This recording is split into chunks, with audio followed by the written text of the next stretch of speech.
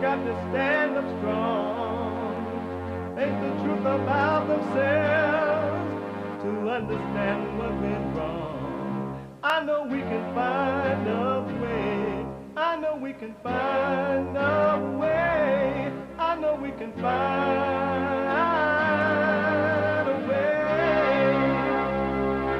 to stand up, stand up, stand up. And throughout the world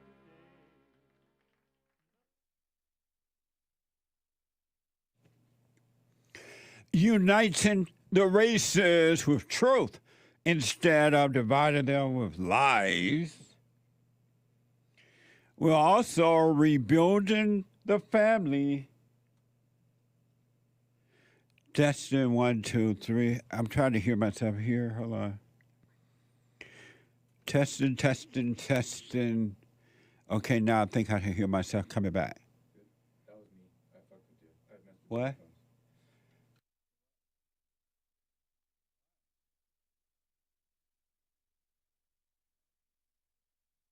Okay. Uniting the races with truth instead of dividing them with lies. We're also rebuilding the family.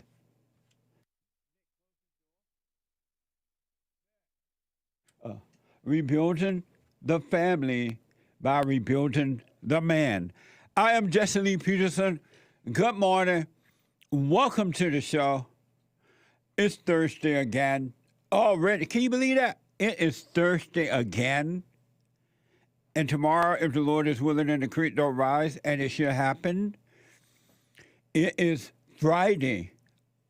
Wow. Where is some people say that the reason time seems to go fast because you get older. I don't know if that's true or not, but something going on. Grandpa, tell me about the good old days. So, you can get involved by calling 888-7753-773, 888-77-JESSE, Jesse, Jesse.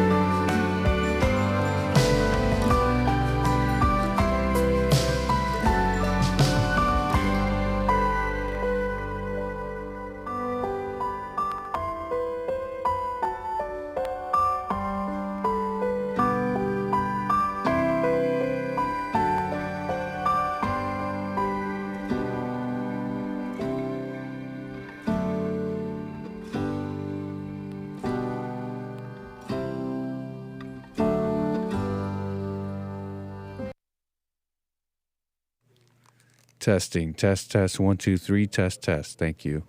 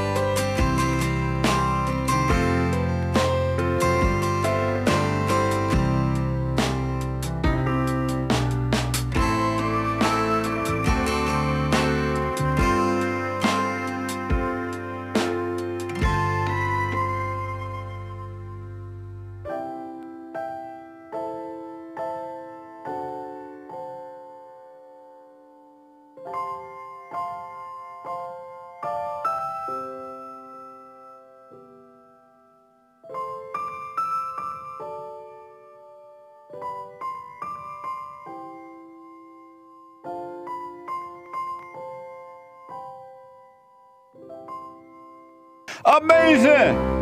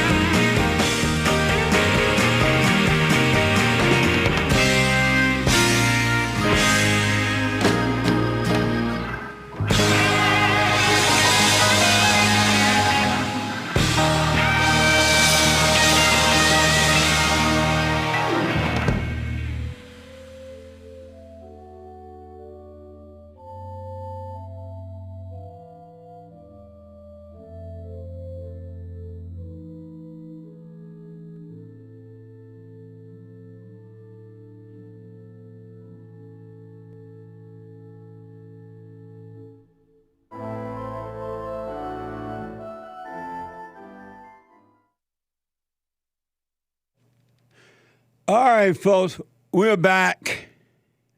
Ed Black. We're having some issue on this end of our equipment, so it's not your fault. It's not the fault of the other people, the company outside. It's just an inside technical issue going on here. So we are back, and we're almost at the bottom of the hour. So what I think I'll do is take some calls, since I've lost my way right now, and I don't want to start a subject matter and go right into a break. Let me go to, there is a line open at 888-7753-773, 888-77-JESSE, Jesse, Jesse. Let me go to a first-time call out of California, Jeff. Jeff, welcome to the show. You're on the air. Hey, Jeff. Yes, sir. Okay. I'll tell you first off, I listen to you back and forth when I get time, and I appreciate a lot of words of wisdom I hear out of you. So that's why I'm calling you this morning to hear your consensus on a particular subject here. All right. And this is marriage, and this has to do with some family, let's say, response I've heard. To give you the short of it, I asked the gal to marry me. I'd been seeing it for years, a few months back. And, you know, I've got a mother who, and I know what you say with these things, and I'm in complete agreement with you, and I've even tried to forgive her. But mother has told me a certain thing, and I'll allude to this in just a second here, and a born-again aunt who got very offended when I referred to this woman as my wife. You know, I had asked her to marry me.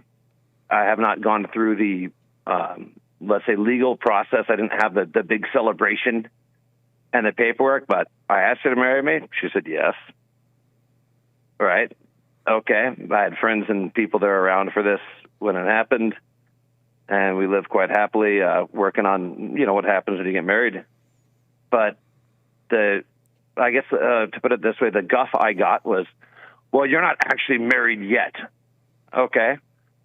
Well, to the born-again aunt, show me in Scripture what, you know, it tells you as far as your ritualistic process, right? And same thing with my mom, you know, gave me the same kind of nonsense. You know, it's almost like jealousy or something coming out of it. I said, all right, well, here, you're Christians, right? You proclaim to be, especially the born-again aunt. Why don't you find me and show me what it says I'm supposed to do exactly? Well, you know, the answer, well, you're not actually married. No, the community celebration's one thing, all right, but show me under the eyes of God and what it says. Just give me guidance. If you guys know better, you're older, tell me. You know, tell me what you know, what you can share on this. And I got nothing in return. So I'm offended to a degree, but at the same time, I also don't care that much, because I figure, well, you're probably miserable people, so whatever. But am I maybe missing something here or not? And I want to hear what you got to say about this. And your question to me is what? Well, Scripture and marriage, as far as, you know, what does that really entail? You know, oh, okay. I got you. Yeah, the response I had received from my aunt was something in a text, and I think she referred to, it was in Hebrews. So let me ask, Jeff, how old are you? I'm 39. So why were you 39, offended? Why were you offended by what they said? Well, these are people that I've been fairly close to on certain other subjects, where I've never been married before. I mean, I've had many women in my life, don't get me wrong, but never went down that path. And so by the time I finally do at this age, I'm offended in the sense that at a 39-year-old man here, Why? You guys know me well enough, and you've seen me pull through many things in my life, my own self-made mistakes and whatnot. Hey, I've come out. Jeff. Yes, sir. Why are you giving it any thought about what your mama, your aunt, or anyone else say or think about what you're doing in your life? Why are you, as a grown man, why are you giving that any thought at all? Why do you even conversate with them about it? The simple answer for that, well, they were all very ecstatic about the fact that I, had asked this gal to marry me or whatnot. So to simply answer your question, I found it offensive in the sense I've known you guys for a while. You were very happy and thought, oh, that's great. And then all of a sudden I refer to something a certain way. Well, you're not actually married yet. Jeff, hold on. Yeah. Hold on. Let me take a quick break. 888-7753-773. Back in a moment, folks.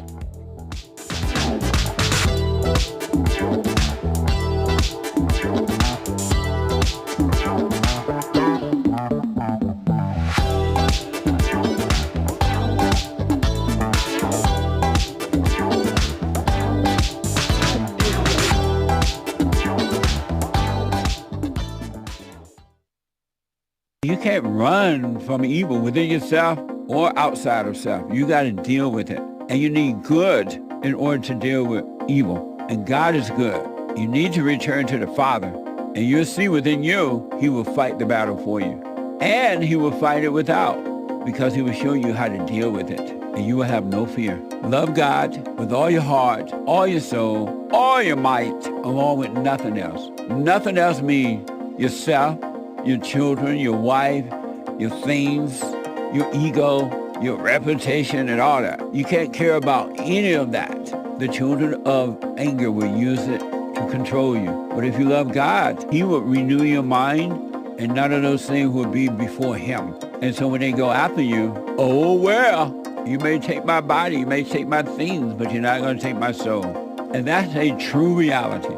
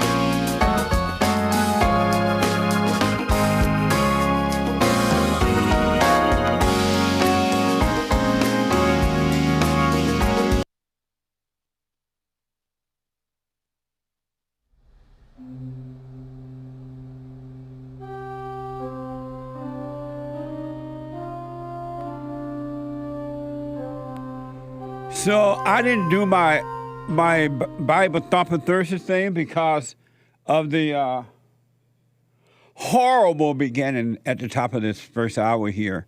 So it is Thursday.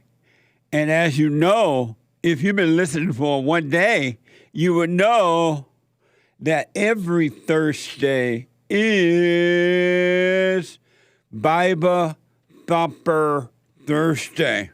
You know what happened? Can you see he's breathing? My Jesus. This man died since Friday. Elliot. Idiot. Jesus. Lift your hands. Jesus. Lift your hands. My good God. My good God. Pasa, pasa, pasa.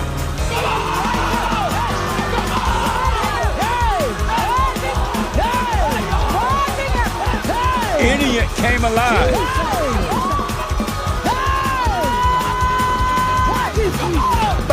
For angels are being released right now. Angels are being dispatched right now. I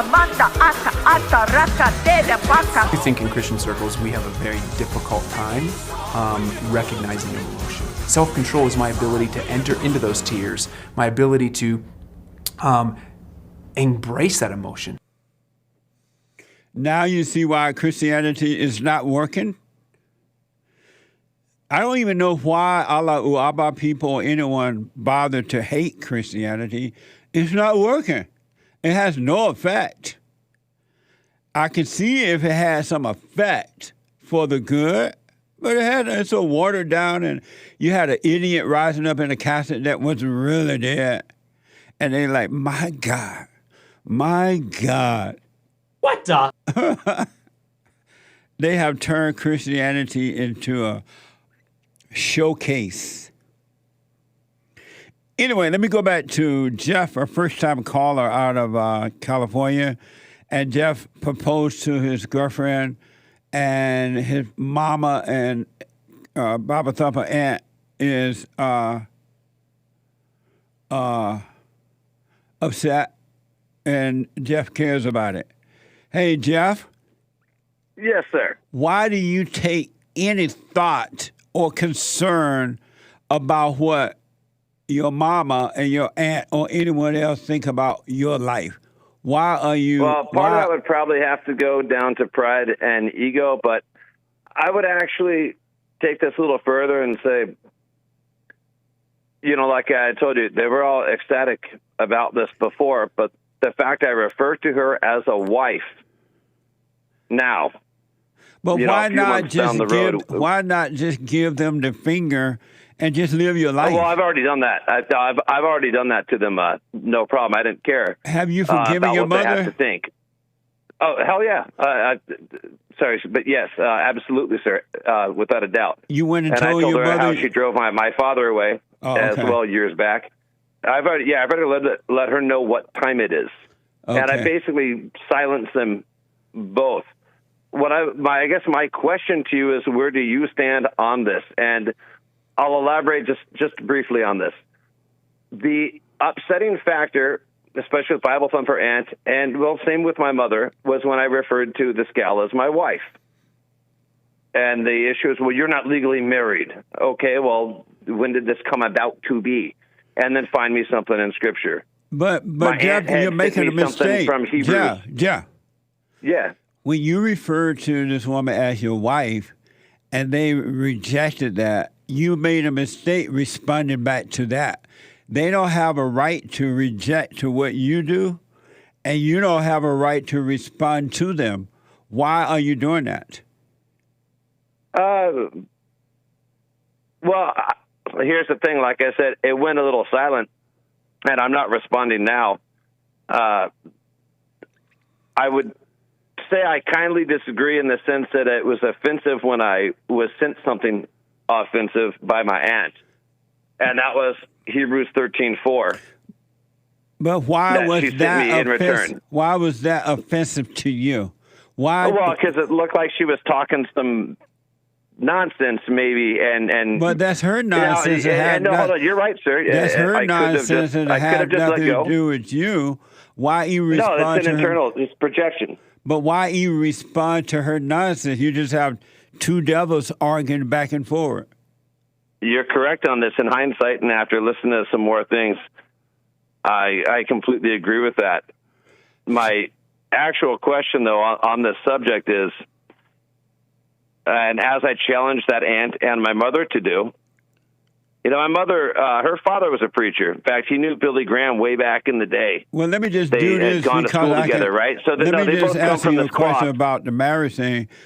God created Adam, and then he created Eve, and then he married them.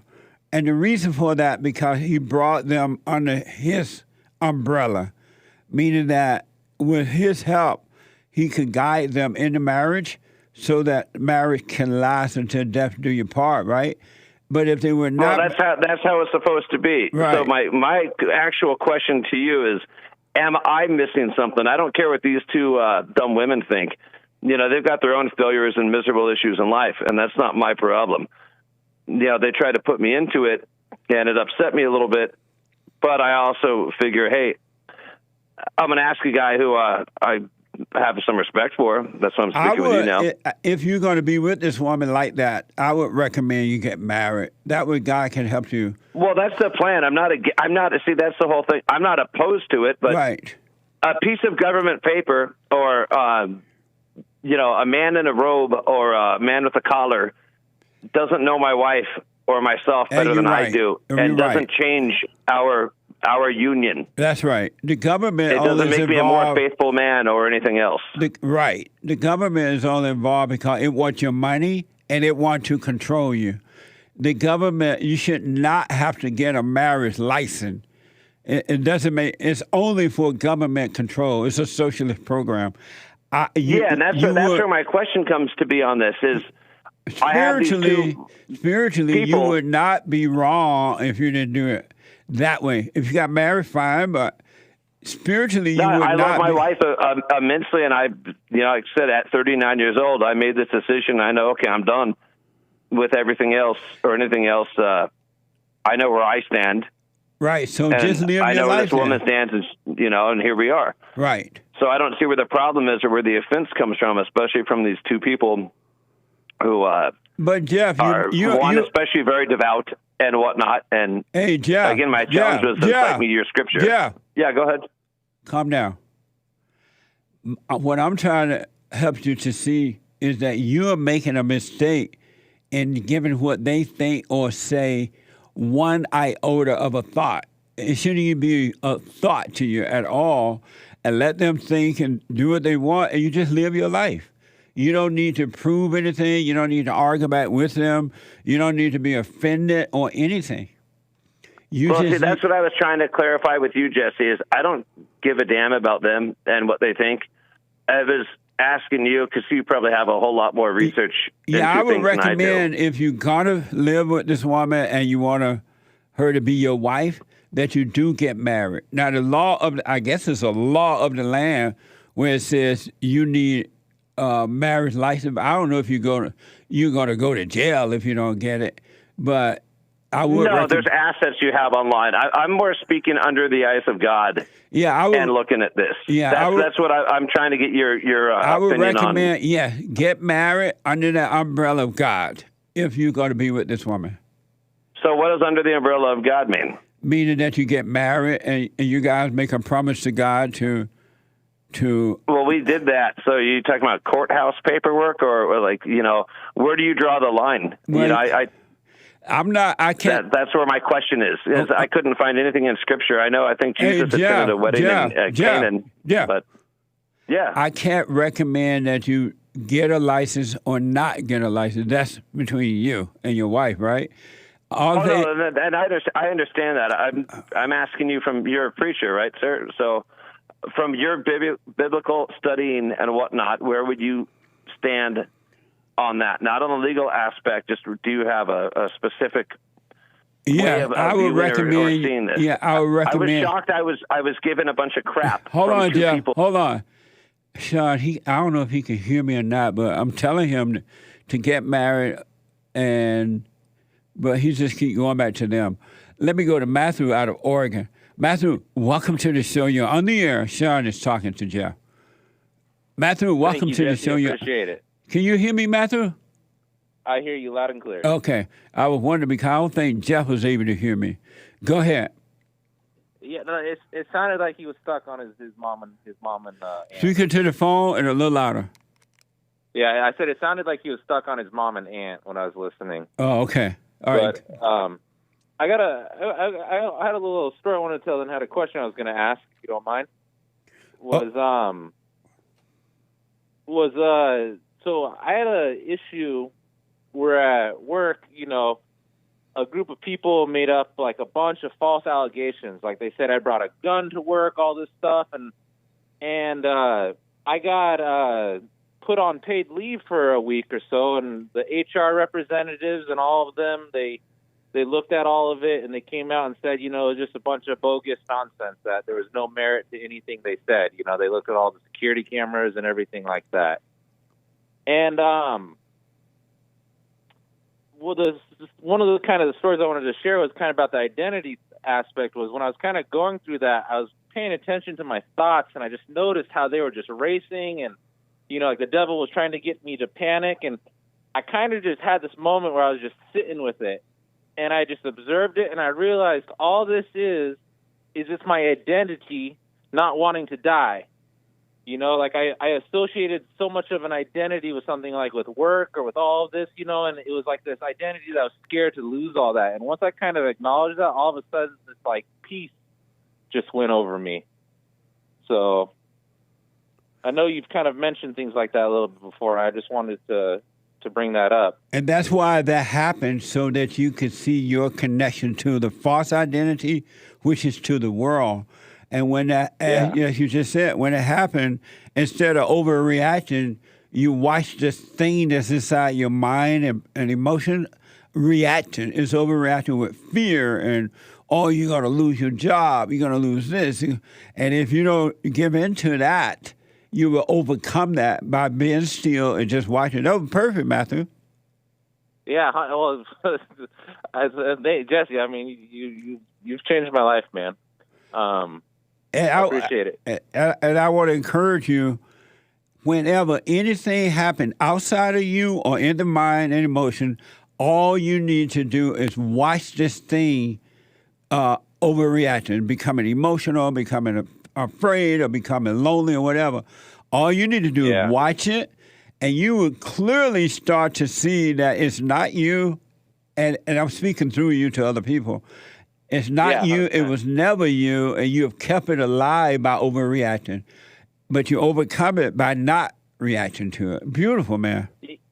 Yeah, it's the darnest thing, man. Like, I know. Like, until you go through, you don't know. Like you just sit and do nothing. Yeah. And it just all of a sudden it's just like, you know, it's like explaining color to a blind person. You know. Yes, like, I was telling a friend of mine yesterday that it's amazing that the truth is hidden from people, and that only a person who is serious about seeking the kingdom and finding that truth will find it. It's not going to be given to anyone that is not looking for it or pretend to be looking for it or get caught up in their intellect or anything.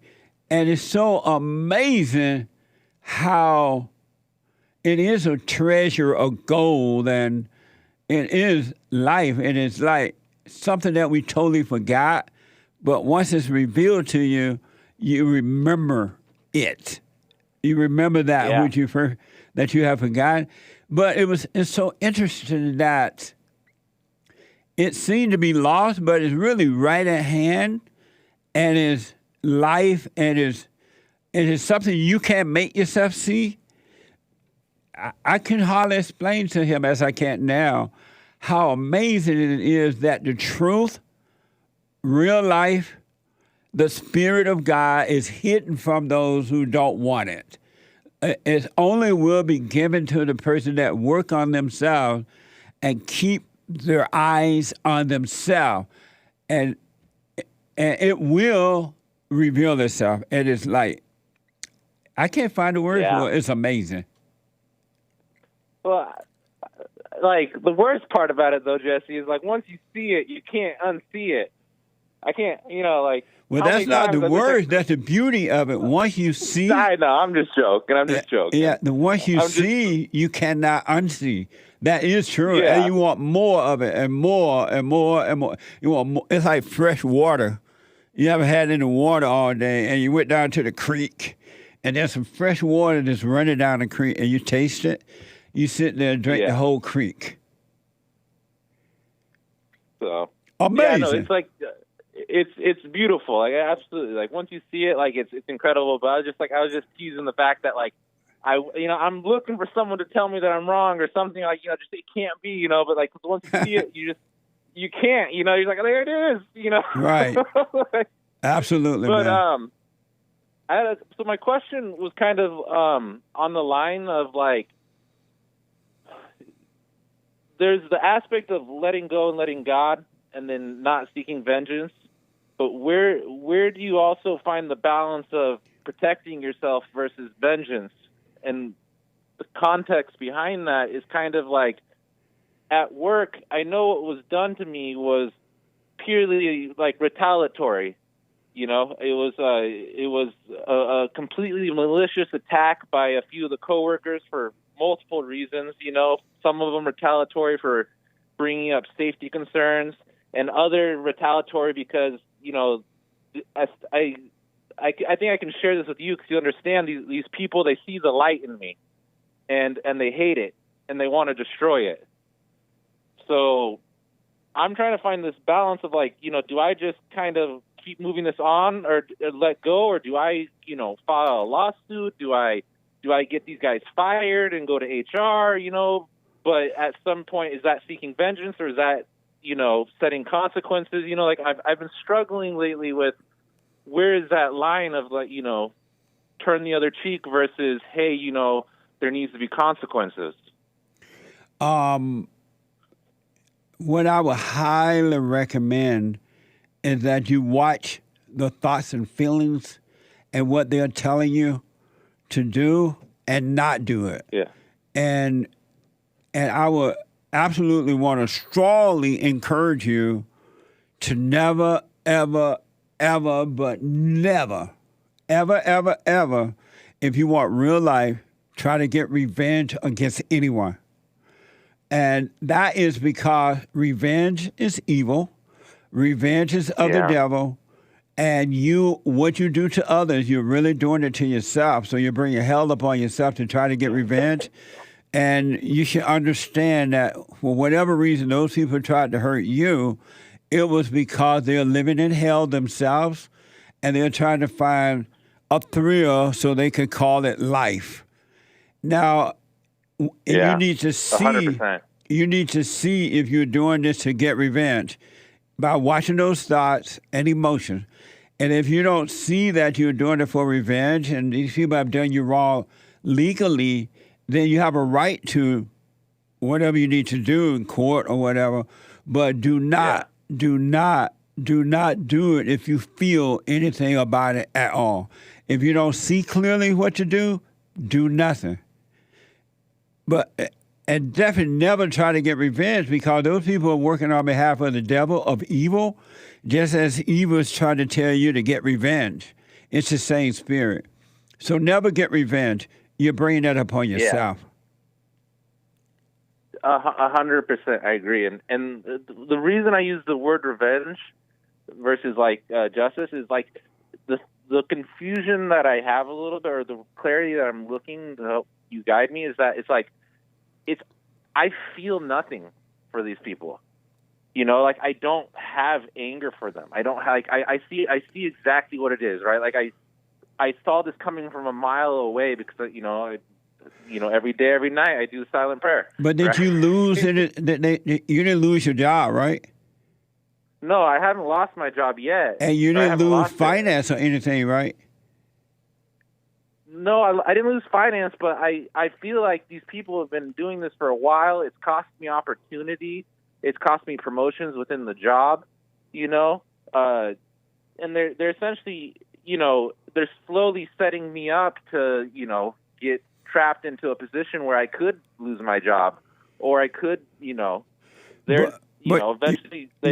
You said your boss or whoever looked into the situation, they found none of the things that the people said was true, right? Yeah, HR, the human resources. HR, yeah, they said none of these things were true, right? Yeah, I'm in a pretty big company, like, you know, several thousand people. So. And did they give you that in writing, that none of it was true?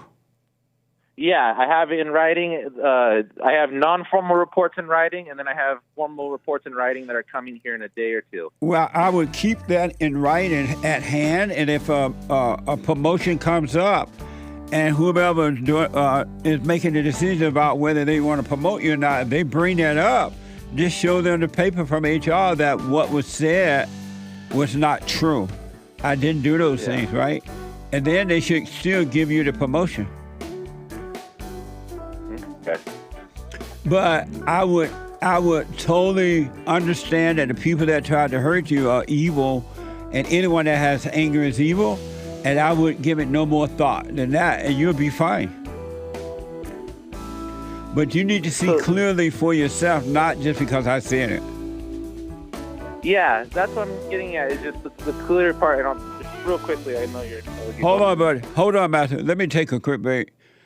Hake coming over to Hake News. I totally disagree with the way things are going, but you can't be angry because that's what the enemy wants. He wants to control you. They do things to make you mad so they can control you. It's like being married. And the wife would do things to make you mad, or she'll do things to make you feel good. And men do that to women too when they want something from the woman, especially sex.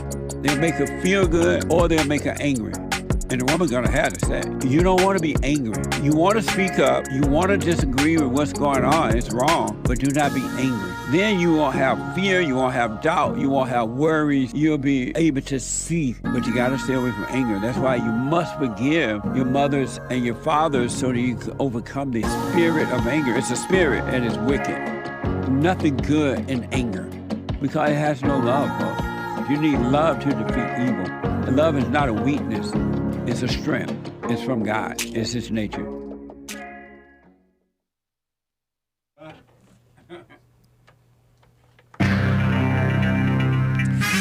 Whole lot of mess going on in the world. This is the end of one of the Jesse Peterson Show. It is Bible Thumper Thursday, November 9th, 2023 AD. The lines are full. JLP will be right back to your calls, guys. Appreciate you hanging in there. But first, Hake news, not fake news. The evil DOJ is imposing on locales. Commie Nonsense Network CNN reports a Mississippi City is now at the center of a Department of Injustice investigation following allegations of racism and retaliation from police. Well, I disavow retaliation. That sounds like revenge, which is the Lord's. Federal authorities are assessing a slew of instances alleging, without evidence, of course, police misconduct and inappropriate arrests by officers at Lexington Police Department. This comes a year after Lexington's police chief was fired for allegedly using racist and homophobic slurs and that were caught on audio recordings.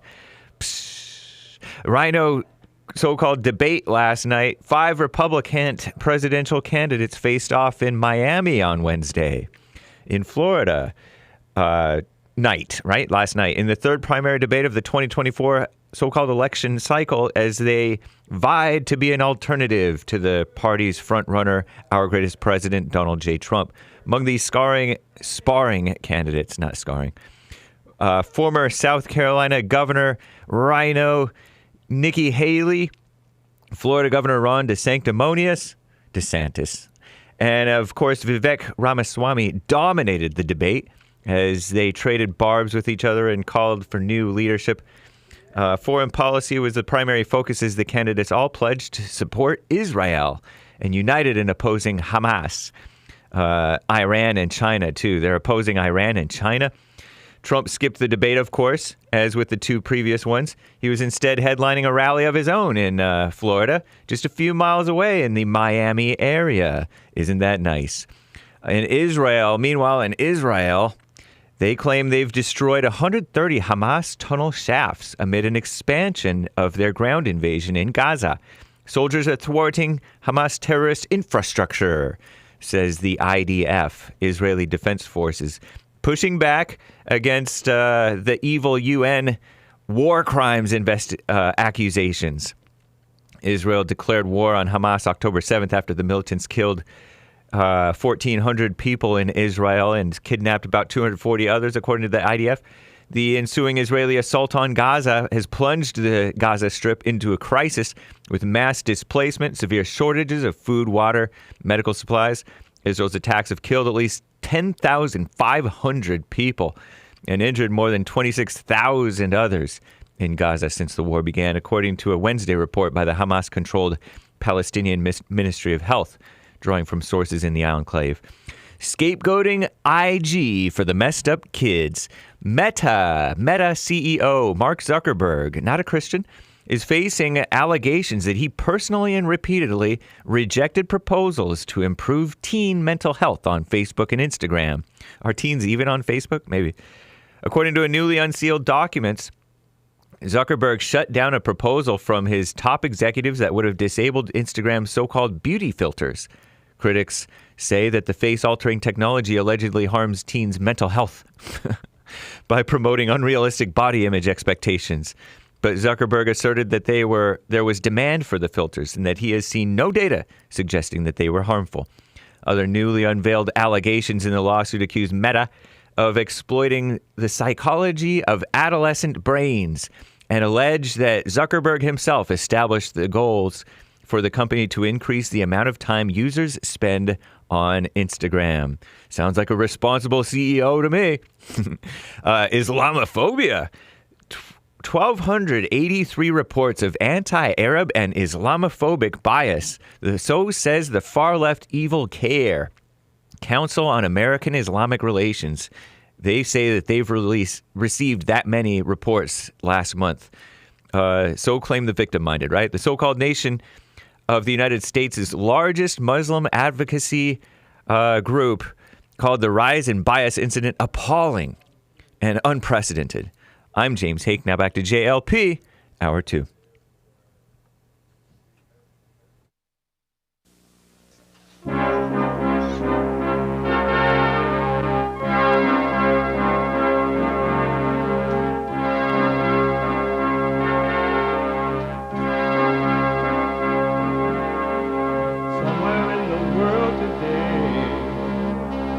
Got to stand up strong, think the truth about themselves, to understand what went wrong. I know we can find a way, I know we can find a way, I know we can find a way to stand up, stand up.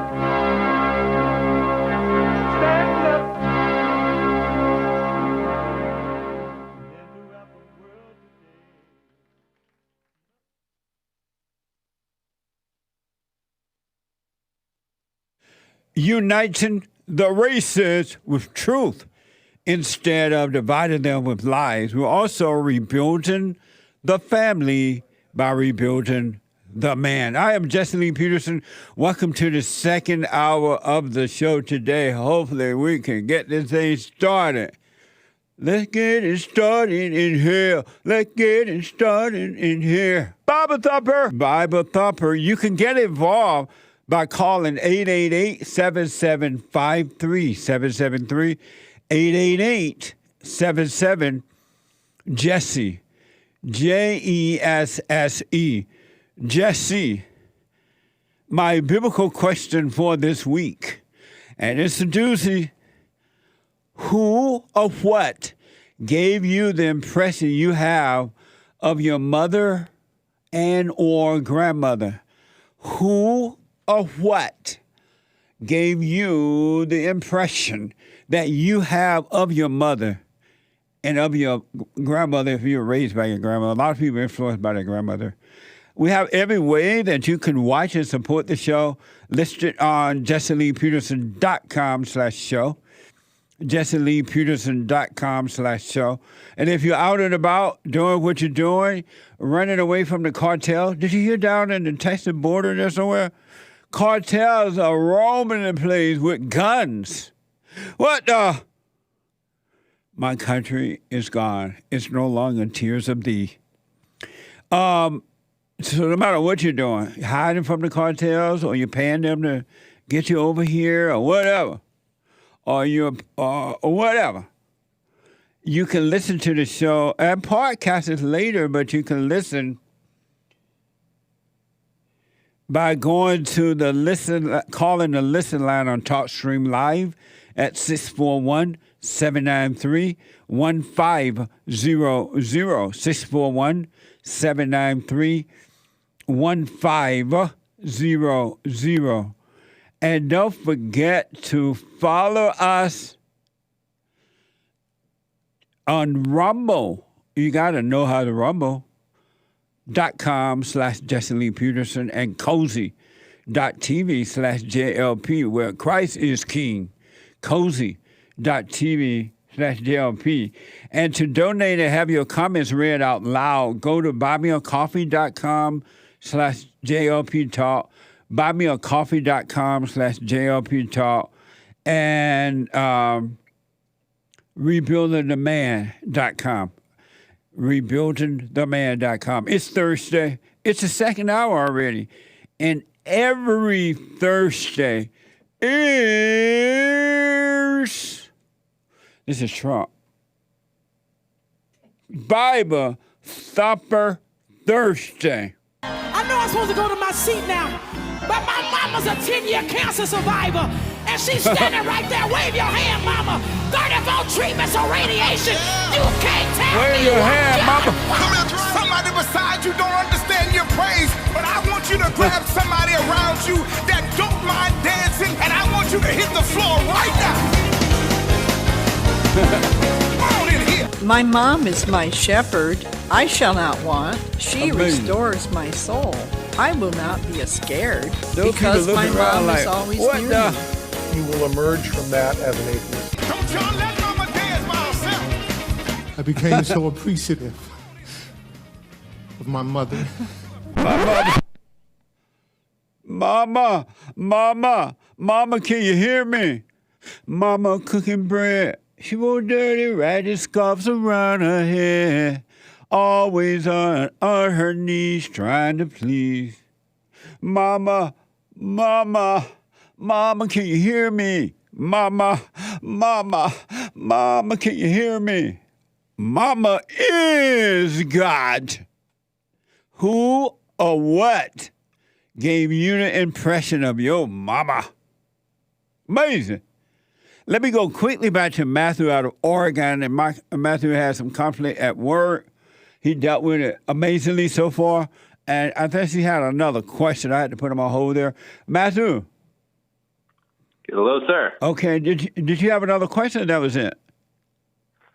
I mean, I guess that sums it up. Just, make sure I'm coming from a clean place. And it's just, even if let's say they even cross the line legally, that's where I'm like, should I always take action or let it go? That's just where I'm trying to come into play. If it's a legal action and there is something you should do, of course, do it, but not with anger. But if you're doing it, trying to get revenge, I would highly recommend that you never try to get revenge. Revenge is pure evil. And it does nothing but destroy you. Yeah. I don't even think I got that in me anymore, Jesse. Right on. I guess I got a fear, to be honest, just a fear that I'm not going to take action and then I'm, letting kind of someone walk over me or, I'm taking punches when I shouldn't. I'm not standing up. That's where I guess the fear is I don't know if I'm standing up or if I should be standing up. Well, whatever the thoughts are telling you and emotions, then do not do anything that thoughts and feelings tell you ever, because you're not your thoughts, you're not your feelings, and you're not your body. All right. Thank you, Jesse. I appreciate it. You're welcome, Matthew. Call me again. All right. Bye. Bye now. Amazing. Gabriel is a first-time caller out of Canada. Oh, yeah, Jeff, I forgot. Let me take Gabriel since I'll get you Jeff here. I forgot about Jeff. Gabriel, welcome to the show. You're on the air. Jesse? Yes, sir. Oh, how you doing, man? All this well. First of all, I love you and all that good stuff. Thank you. Yeah, man. So, I got into recently. I started dating a girl from church. We've been on mission trips together, and I never really was into her like that. But then one day we just started dating, but before we started dating, I was kind of being a slut maker, and I had about 3 girls I was talking to, and slowly as we got more serious, I started letting them go. But there was one girl that I was being intimate with, and about a month before I started talking to the church girl. And the church girl. So what the? and so the other girl that I was hooking up with, she's actually an illegal from Guatemala. What a mess. I know. You got a church girl, you got an illegal from Guatemala. And then you got a bunch of other we haven't named yet. Well, I let them go, so I let them go already, so I cut them loose. All right. So Guatemalan girl, she already has 2 kids, and she told me that she yesterday she told me she missed her period. And church girl, you know, I'm really into her, and she wants to, you know, wait, you know, to have she wants to wait to get married before she has sex, and you know, she's really like passionate about her walk with Jesus and God, and I feel like I you know, I need a girl like that in my life, and I'm like, for the first time, I'm, you know, willing to be patient and do that. I never was like that. I never felt this way about a girl before. So it's kind of a bummer. You know, I got the news from Guatemala girl about this. And so I kind of just don't know what to do, and I just wanted to call and ask, like, how should I go about this? I talked to a couple friends. I was going to call my mama, but, you know, I after hearing you know, I don't want to, you know, I know she's probably going to give me some evil advice. My mama don't like you. She likes everyone. And so your question for me is what? Yeah. So how should I go about it, man? Like, she said that she's still gonna wait a little bit before she takes her test, you know, like a pregnancy test, because she wants to see if her period comes in the next couple of days. And like, should I wait? To be honest, should I wait to find out before I talk to church girl? I just don't know what to do, man. I haven't really talked to anybody about this since I found out, and I kind of been like freaking out. And so you're saying, should you wait for it to find out if the illegal alien is pregnant or not? A little baby alien. You can't handle the truth. Oh man, and I, you know, yeah.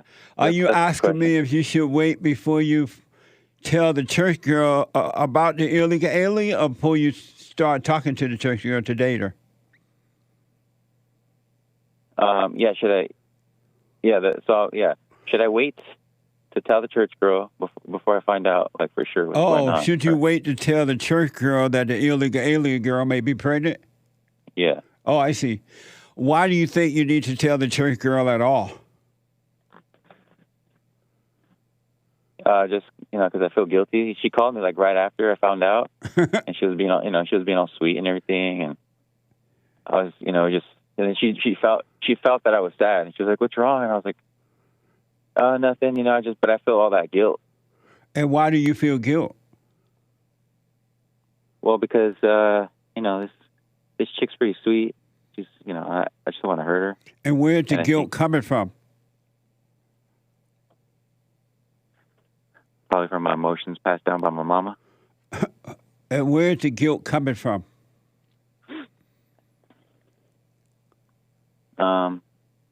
Well, because I hooked up with the Guatemala girl like 2 weeks. Well, as me and church girl were dating, so I just. Did you make yourself feel guilty? Yes. How did you make yourself feel guilty?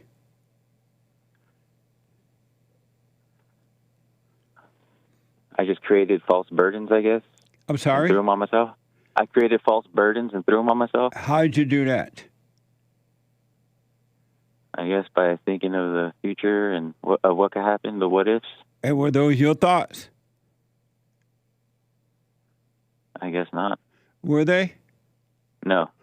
And so, and once you got those thoughts and you're thinking they're yours, then you got the feeling of guilt? Yes. So why do you call that you feel guilty? Because it's coming from my head. And are you your head? It's coming from my head. Are you your head? No. And so why are you identify with that as you? Because the head's attached to me. What do you mean the hair is attached to you? Am I not my body? Am I not Are you your body? Man, I thought so, but now I'm thinking about it. I don't know. I'm not sure. I'm not sure. I guess it's all coming from the devil, right? Are you your body? No. Are you your thoughts? No, I'm kind of both, no? What do you mean you're kind of both? Mind, body, spirit? What do you mean you're both?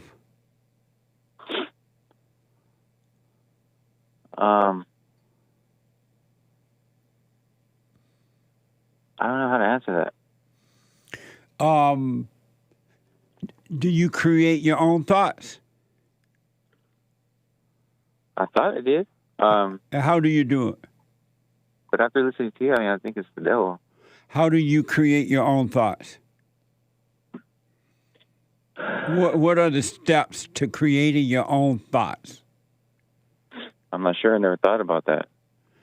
And do you create your own feeling? Like you have the feeling of guilt. Did you create that feeling? Yeah. And I'm not sure how I created it either. They just kind of happened. So why do you think you did it and you don't know how you did it?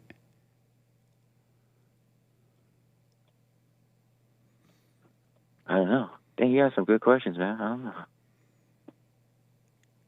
Shouldn't you be trying to find out what is going on here? With myself? Yeah.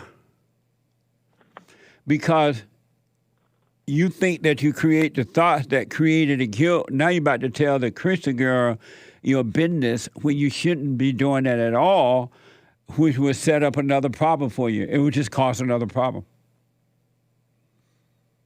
Even if this illegal alien is pregnant, it's not that girl's business at all.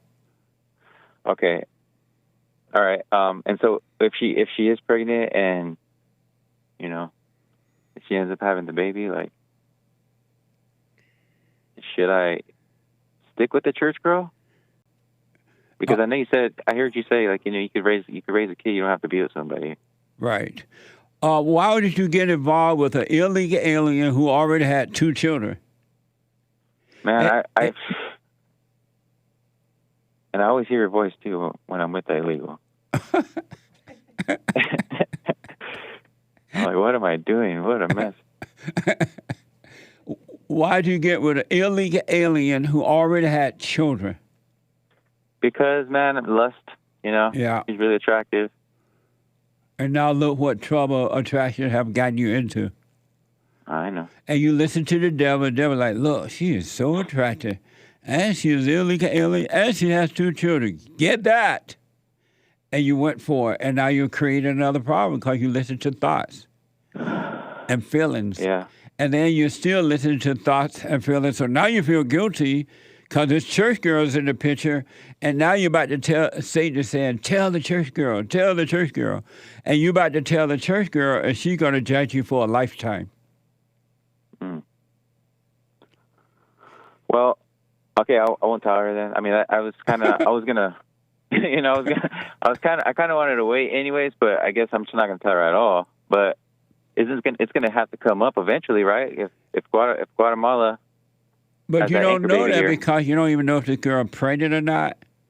And so if she's not pregnant, it's not going to come up eventually. So I should just not even think about it at all. I mean, yeah, you're right. Absolutely. How about have a wait-and-see attitude? Are you already dating this church girl?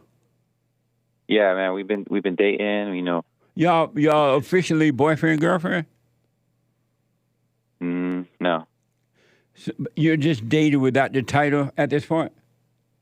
Yeah, it's been about a month, and I kind of wanted to ask her soon because we're gonna go on a trip together. So. You're just the church girl going on a trip? We're gonna go on a trip, and I was gonna ask her on the trip.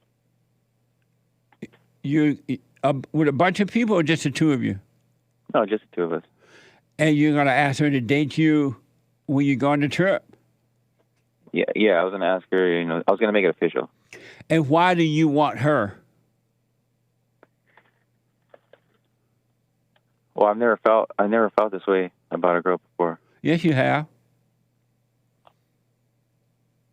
No, man. Every time I'm with the girl, you know, all I think about is sex. And But that's all you're thinking about with the church girl.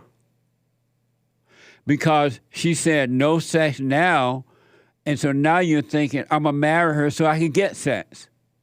No, I'm not in a rush to marry her. That's the thing. But you're still thinking, I'm going to marry this one so I can get sex eventually. Well, I just respect that, you know, she has morals that are kind of rare nowadays that you can't really find. But that doesn't call for marriage.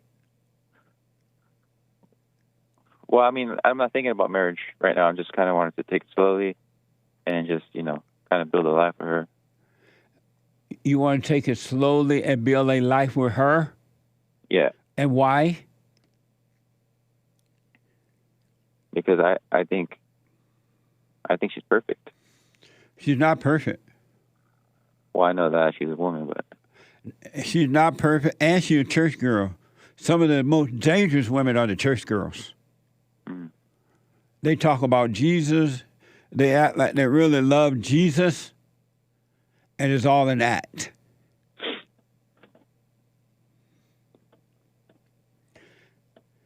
How are you going to build a life with her and you haven't even built a life with you yet? Well, but what makes you think that is because I'm not sure about where the thoughts are coming from. You don't know about the thoughts. You think that they're you.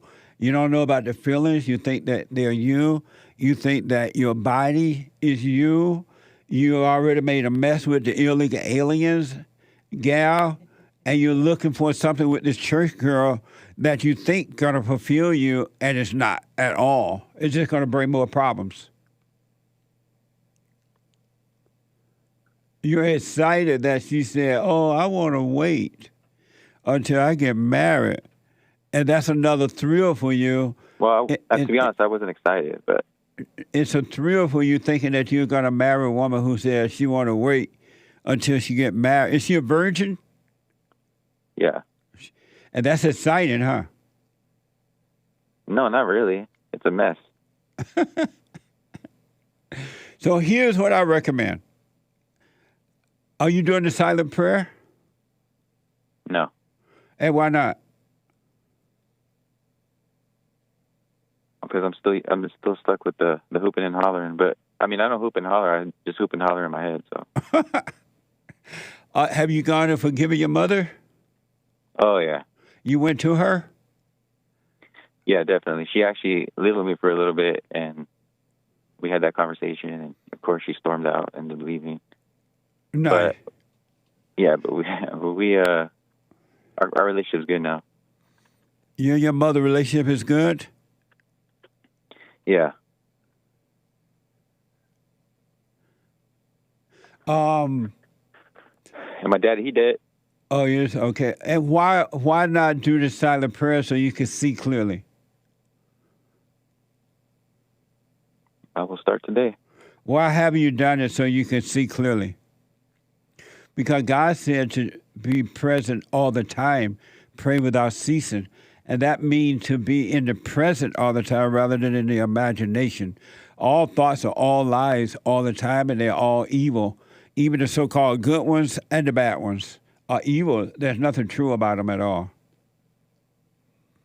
So why not do the silent prayer instead of screaming in your head with the devil? I will. So here's what I recommend, Gabriel, is that you stay away from that illegal alien, man. Yeah, I was thinking about maybe like taking her on a trip, quotation marks, to San Diego, but like crossing the border. And then leaving her. No, I'm just messing around. I would recommend you wait and see about this baby thing, and don't worry about what will or will not happen. Have a wait and see, okay? Mm. And then you'll see what to do if she's pregnant, if she's not pregnant. You'll see what to do. And secondly, do not tell that woman at the church. You're going to see all hell come out of her.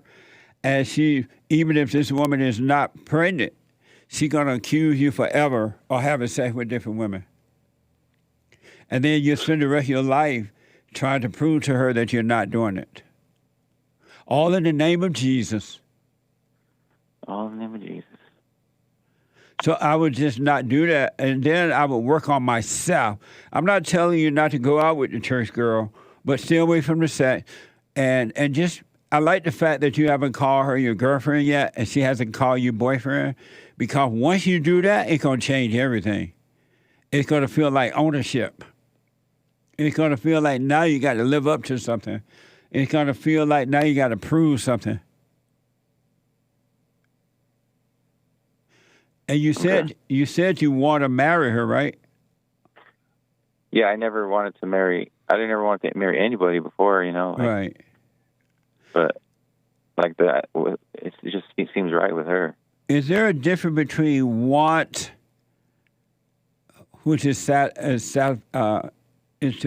will make you satisfied? Is there a difference between want and sex? Want and sex? Yeah. Yeah, because sometimes I want a good burger. And once you eat it, are you satisfied? I think so. Once you have sex, are you satisfied? No. You're not? You're not even satisfied for a moment? I mean, yeah, I am. While I'm doing it sometimes, yeah. Yeah. Of course. Amazing. You don't, I like the fact that you haven't called this girl your girlfriend yet. Don't do that at this time. But if you already dated her, just date and have fun. And are you spending money on her? Yes, but she spends money on me too. It's kind of like back and forth. And you're spending money on her on what?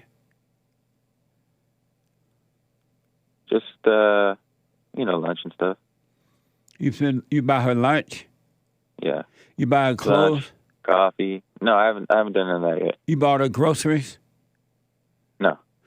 Well, you say I haven't done it yet. You might do it. I mean, if I see her a nice little sweater or something like that, you know what I mean? No, man, don't do that, Gabriel. That's not your wife.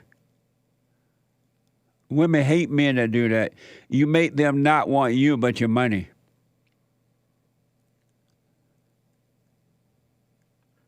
Okay. Well. Let her buy her own nice little sweater.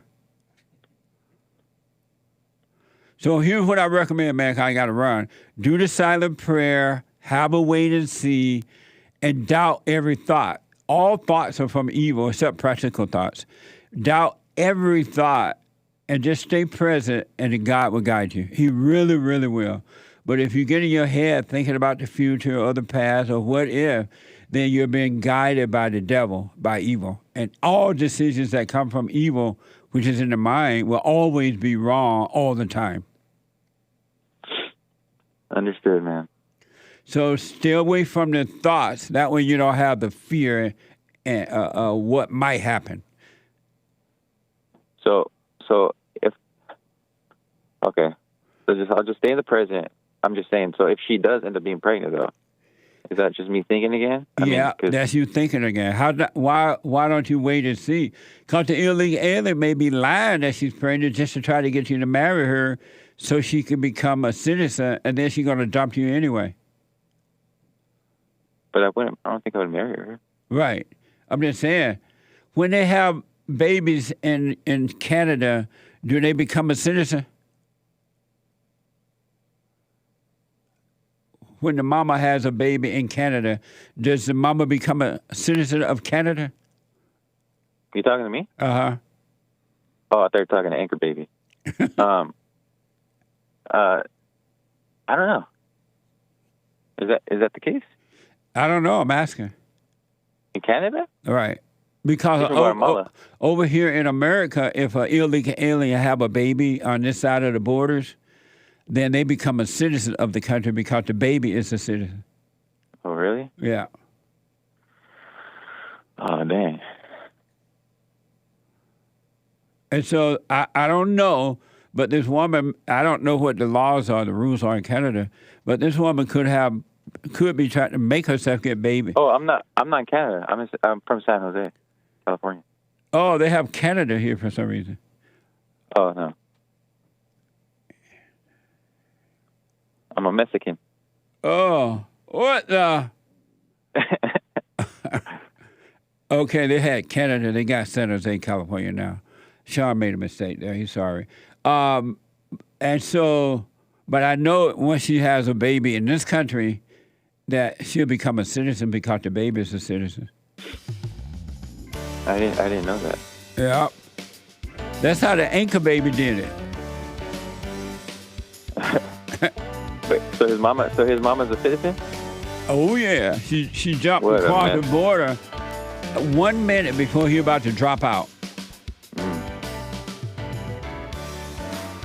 Hold Oh, on, wow. Gamer. I'm not- Hold on, buddy. 888-775-3773. Quick break. Back in a moment.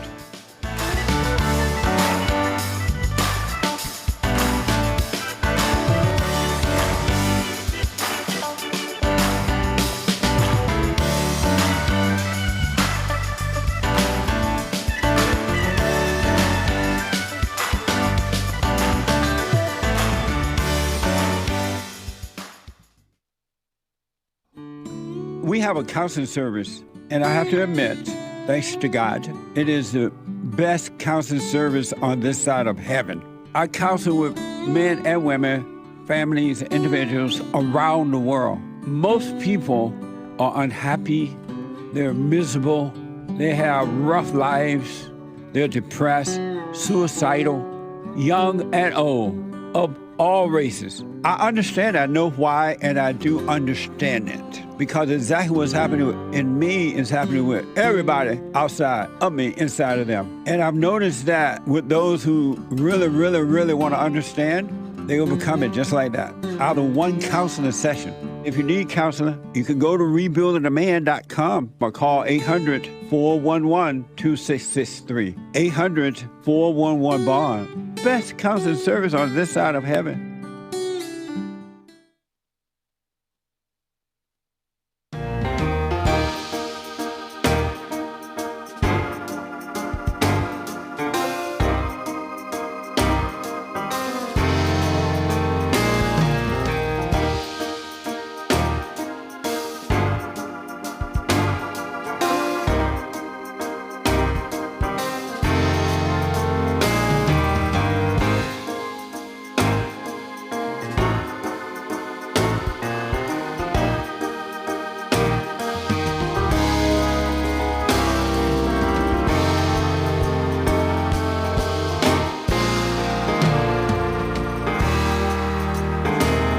All right, folks, welcome back.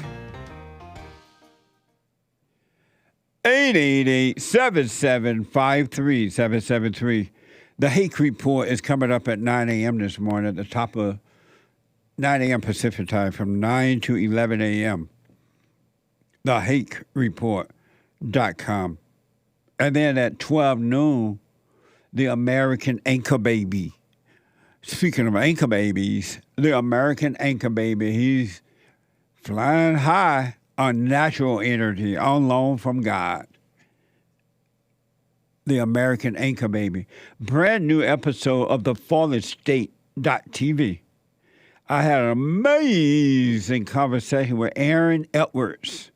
And Aaron is a Christian academic, theologian, writer and preacher from the UK.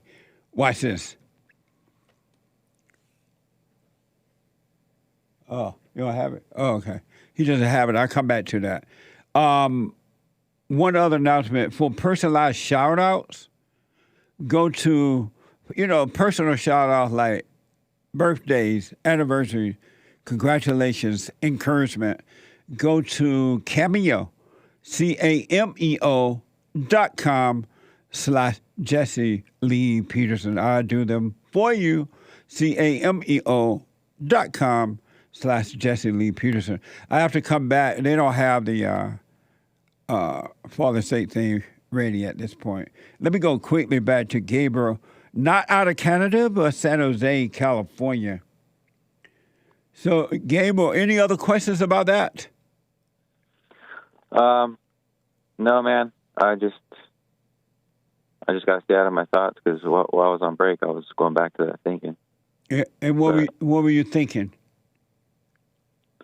Well, I was happy with the advice, but I just started thinking about everything again. And where did those thoughts come from? Satan. So when will you start paying close attention, just from within, seeing all these thoughts that's coming and how they create bad or so-called good feeling, and just let them pass, because that's a negative, evil state. Thoughts are states.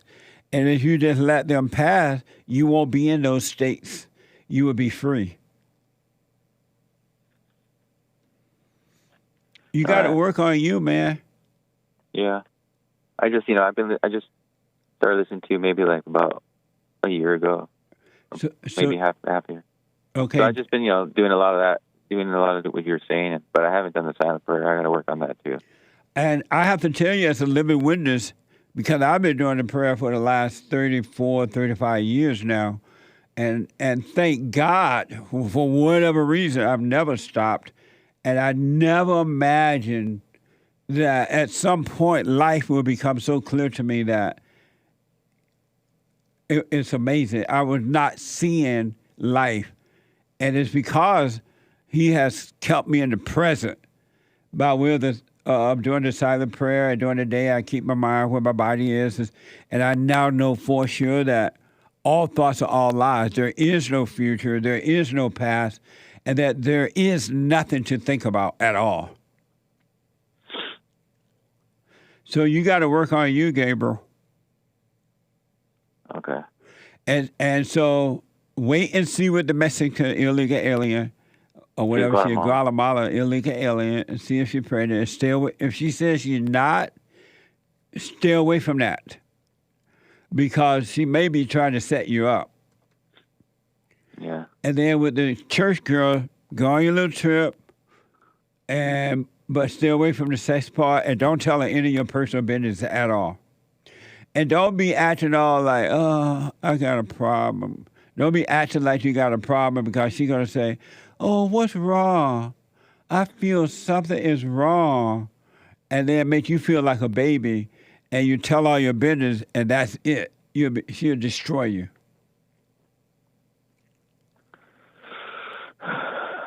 Right on. What's a deep sigh for? Because you're right, man. And it's like, you're right, and it's just kind of, I was just kind of letting all that bad gas pass. You know what I mean? Oh, okay. Yeah, don't let her become your mama. Don't tell mama your problems, because you really don't have problems. You just have thoughts that make you think you have problems. You said don't tell my mama these problems? Right. I wasn't going to. No, I meant to this church girl. Oh. You know how she called you up, or you guys were talking, and she was like, what's wrong? I could tell something's wrong. Remember that? Yeah. And then you felt like telling her. Because it made you feel weak. Another detail I left out was that when I initially got the news from the Guatemalan girl, I told her, I said, because she texted me, and then I texted her back like, oh, I can't have kids right now because I'm going to move back to LA in a year, or this new year coming up. And because I lied and I said my mom is sick. I know, what a mess. Because I didn't know what to do. I panicked, and I was like... Man, I understand. I'm laughing because I understand. I didn't know what to do, Jesse. And so you told my mama's sick, so I'll move out to LA in the end of this year. Yeah, I was like, I can't have a kid. I'm moving to LA, And what'd she say? She didn't say anything.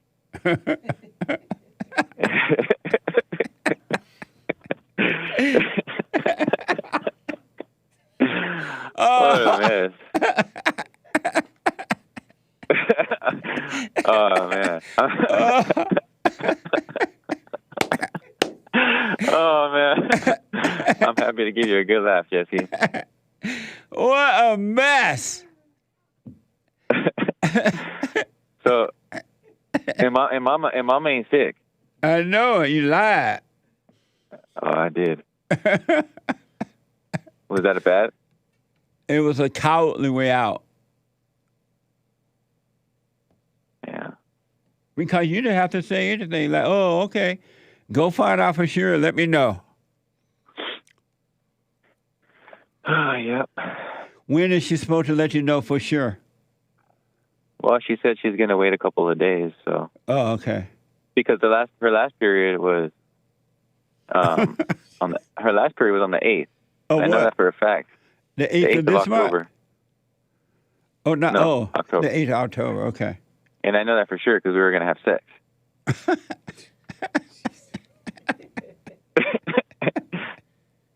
And I don't like that mess when I'm having sex.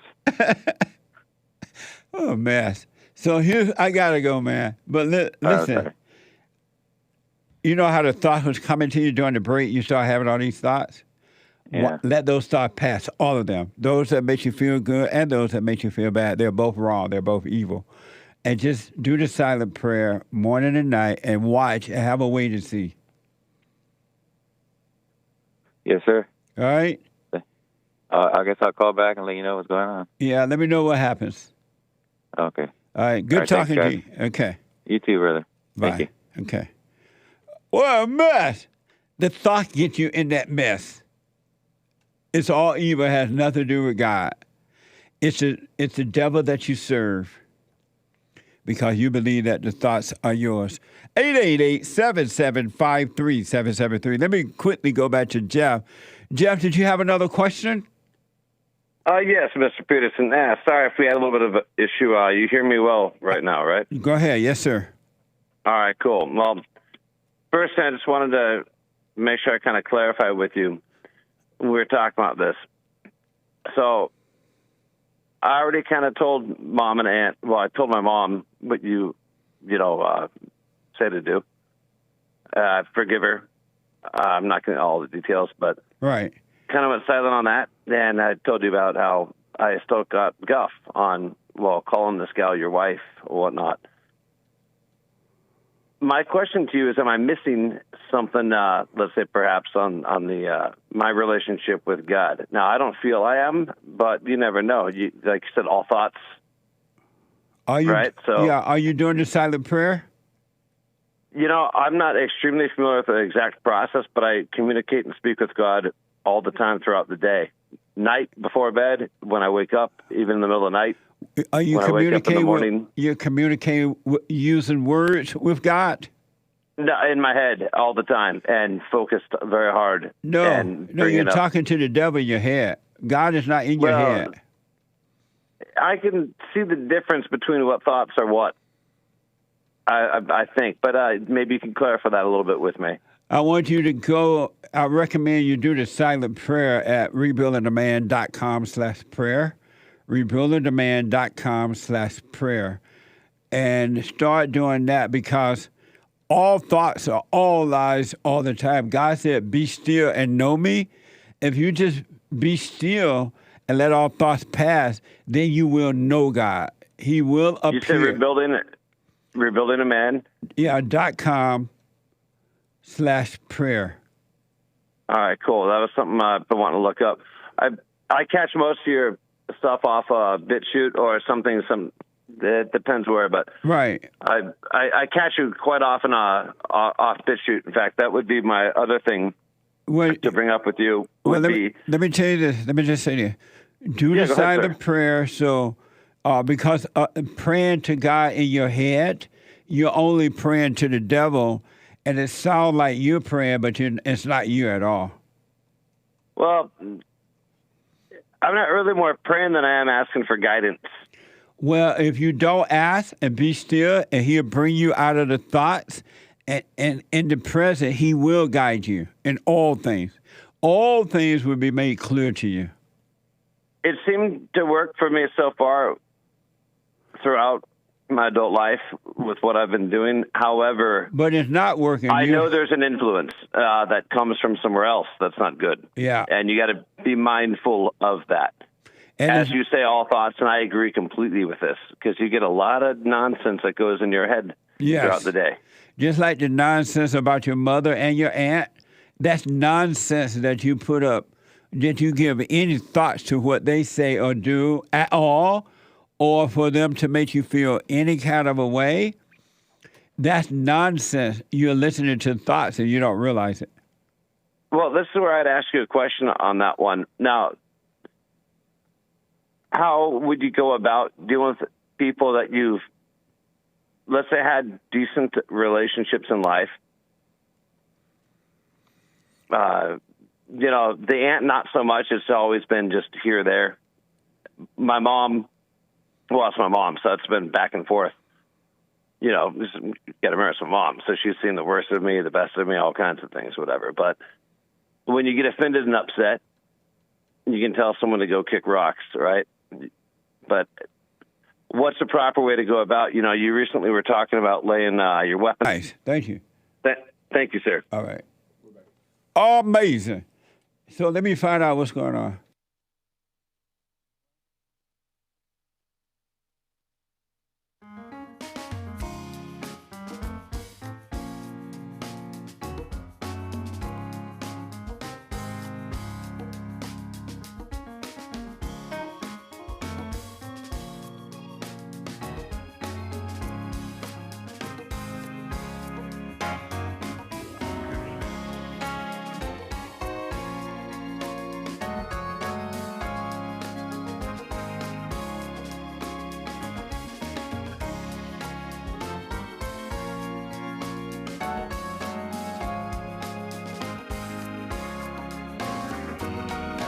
All right, folks. They said we were back.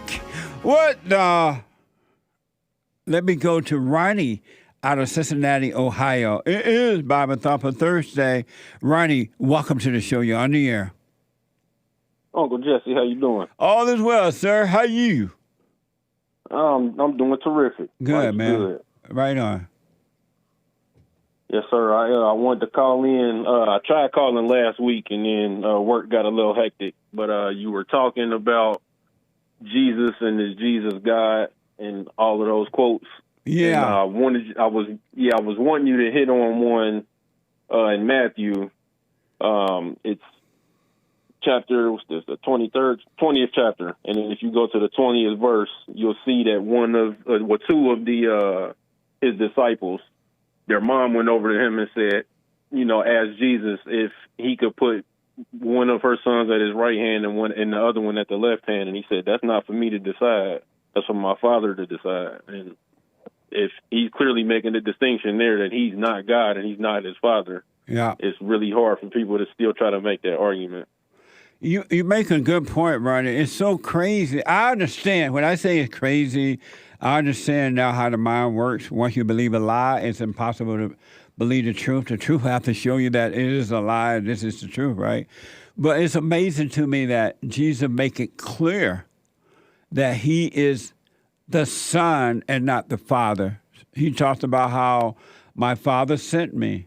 He talked about how greater works that I'm doing, you shall do because of the Father. He talked about how those who believe in me will believe in the Father because the Father and I are one. He talked about how he had to go up in the mountain, paraphrase it, and seek his Father's will. And yet, the people believe that he's God. And they only believe it because they've been told that by their parents and by the preacher. And they're literally afraid of not believing that or seeing for themselves if it's true or not. They're afraid to switch that idea. It's crazy. Yeah, you don't think that there's any recourse for that train of thought for them? The recourse. When you say recourse, what do you mean? You don't think it's any coming back? Like the way you say, our country's not coming back. You don't think that there's any way for those people to read literal scriptures that says there's a distinction between Jesus and God the Father, and you still don't think that there's any evidence that would change your mind? If they start questioning it, if they say, "Oh, is Jesus really God?" and if they start seeking the kingdom of heaven, absolutely, their mind, it will be revealed to them if Jesus is God or not. It will be made clear. And I know that because over the years, there are men and women who are Christians who truly believed at one time that Jesus was God, but they start to question and they look within, and it was revealed to them that Jesus was the Son of God and not God. So yeah, their mind can change if they want to. Okay. But a lot of them, yeah, they can. Absolutely. They can know the truth if they want it. Got it. Amazing.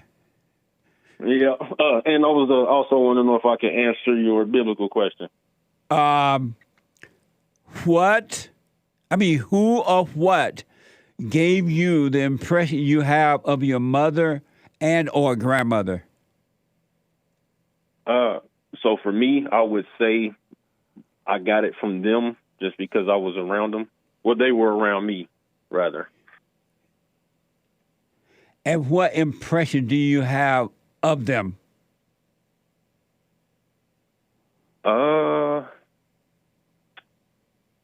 That adults could be responsible and take care of children, even if they had hardships that they were facing of their own. Amazing. Man, I want to respond, but I got to wait until Sunday. I do appreciate you responding to that, Ronnie. Absolutely. Yes, sir. And I'll be tuning in and see what you say. Yeah, and I'll put my little 2 cents in on Sunday. Thank you, man. Yes, sir. All right. Amazing. There's a line open, 888-7753-773. Let me go to a first-time caller out of Ohio, John, out of Ohio. John, welcome to the show. You're on the air. All right, thank you. I was calling because I just had some pretty significant surgeries, brain surgery, and now my family is treating me very poorly, and each one is different ways. So I'm kind of at the point of it's time to tell them that I'm done putting up with their BS, and it's time to do something and stand up to these people. So, what do you think? Speak up a little bit for me, John. I want to know what you think of that there. Why haven't you done that already if they're treating you poorly? Part of it was because I was stuck, unfortunately, living with my parents because of the brain surgeries, and I'm on disability because of that. Oh.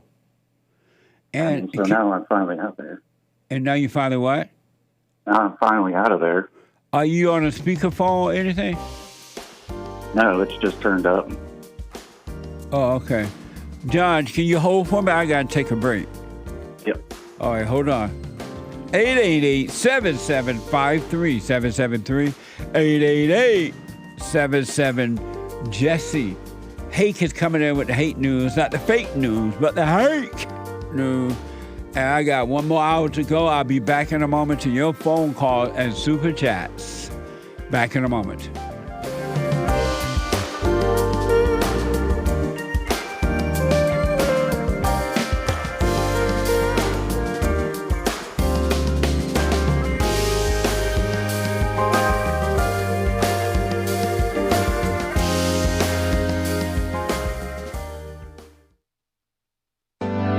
Steve, thank you for calling and thanks for holding. How have you been helped by the show? I'm going to tell you this.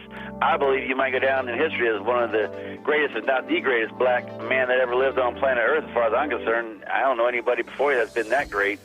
You know, freeing the slaves is one thing, but you've been freeing people of their mind, which matters, it should be anyhow, to you more than anything else, because with the mind not being right, there ain't nothing else going to happen right anyway. If you can doubt every thought, because you're not your thoughts, if you can doubt every thought, knowing that you're not your thoughts, you don't create them, they're not from God, that they're from the deceiver, the great deceiver, Satan. If you can doubt every thought, you can be free, just like that. At an instant. Bring every thought into captivity. It's so amazing.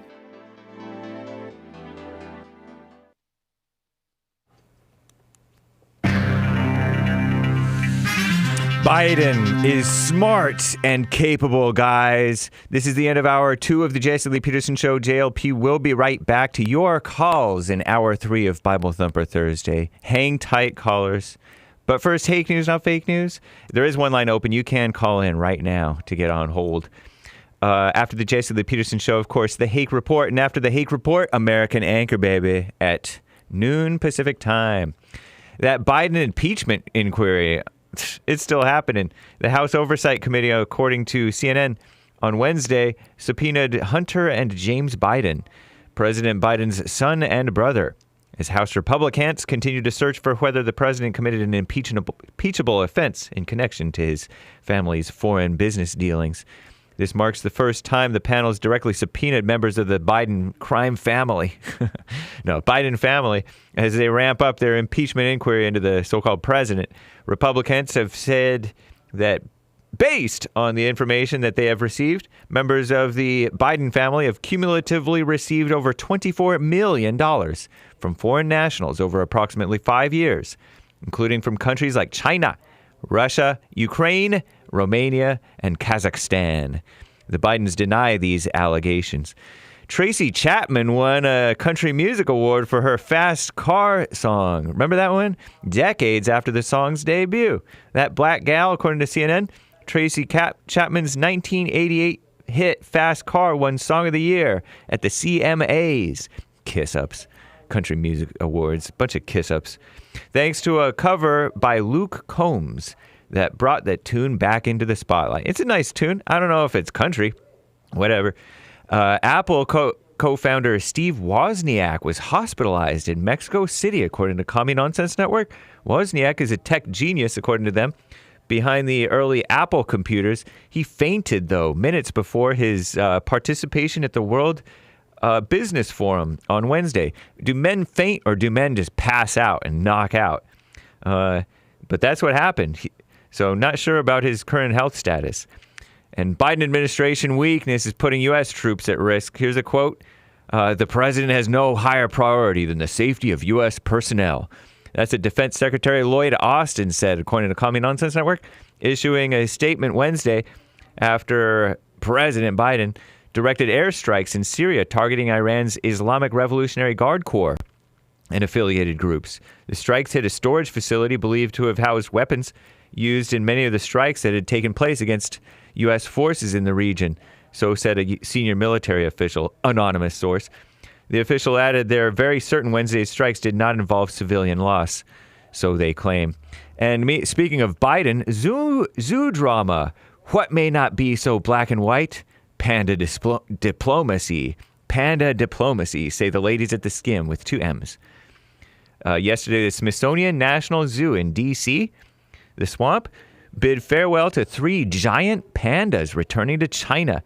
Move seen as sending a signal about U.S.-China tensions. China's pandas made their debut in the United States in the 70s after our second greatest president, Richard Nixon, brokered a deal for the 2. The duo spent their life in the National Zoo after dying of old age. They were replaced by today's duo, Mei Xiang and Tian Tian, in 2000, the year 2000. Mei gave birth to Xiao Qiji, who is also going to China. China said the panda partnership has led to mutual understanding and friendship with the United States. Still, experts view the panda's move as a reflection of the fallout between the U.S. and China. There's a spy balloon, sanctions on Chinese officials, restricted imports on semiconductors, not to be confused with superconductors, and the TikTok national security debacle. Zookeepers chalked it up to old age, since pandas are typically returned when they're older and cubs abroad turn 3 or 4 years old. The National Zoo remains hopeful that the pandas will return. Meanwhile, so-called President Biden can do some convincing when he meets up with Chinese President Xi Jinping next week in San Francisco. Isn't that nice? You can catch all of the links to the Jesse Lee Peterson Show, including BitChute, Rumble, and other platforms by going to jesseleepeterson.com/show, which is what JLPtalk.com redirects to. I'm James Hake. Now back to JLP, Hour 3.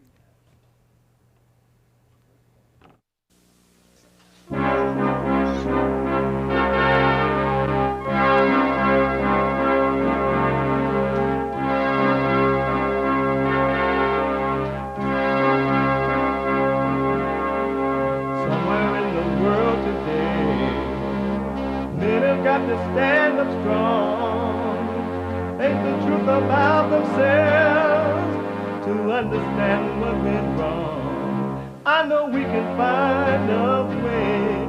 I know we can find a way. I know we can find a way to stand up, stand up, stand up.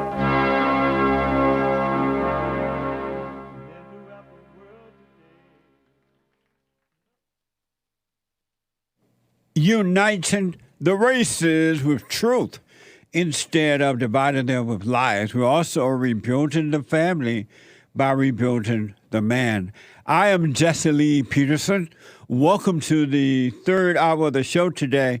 There are 2 lines open if you want to jump in there. We are going to take your calls and super chats in a minute here.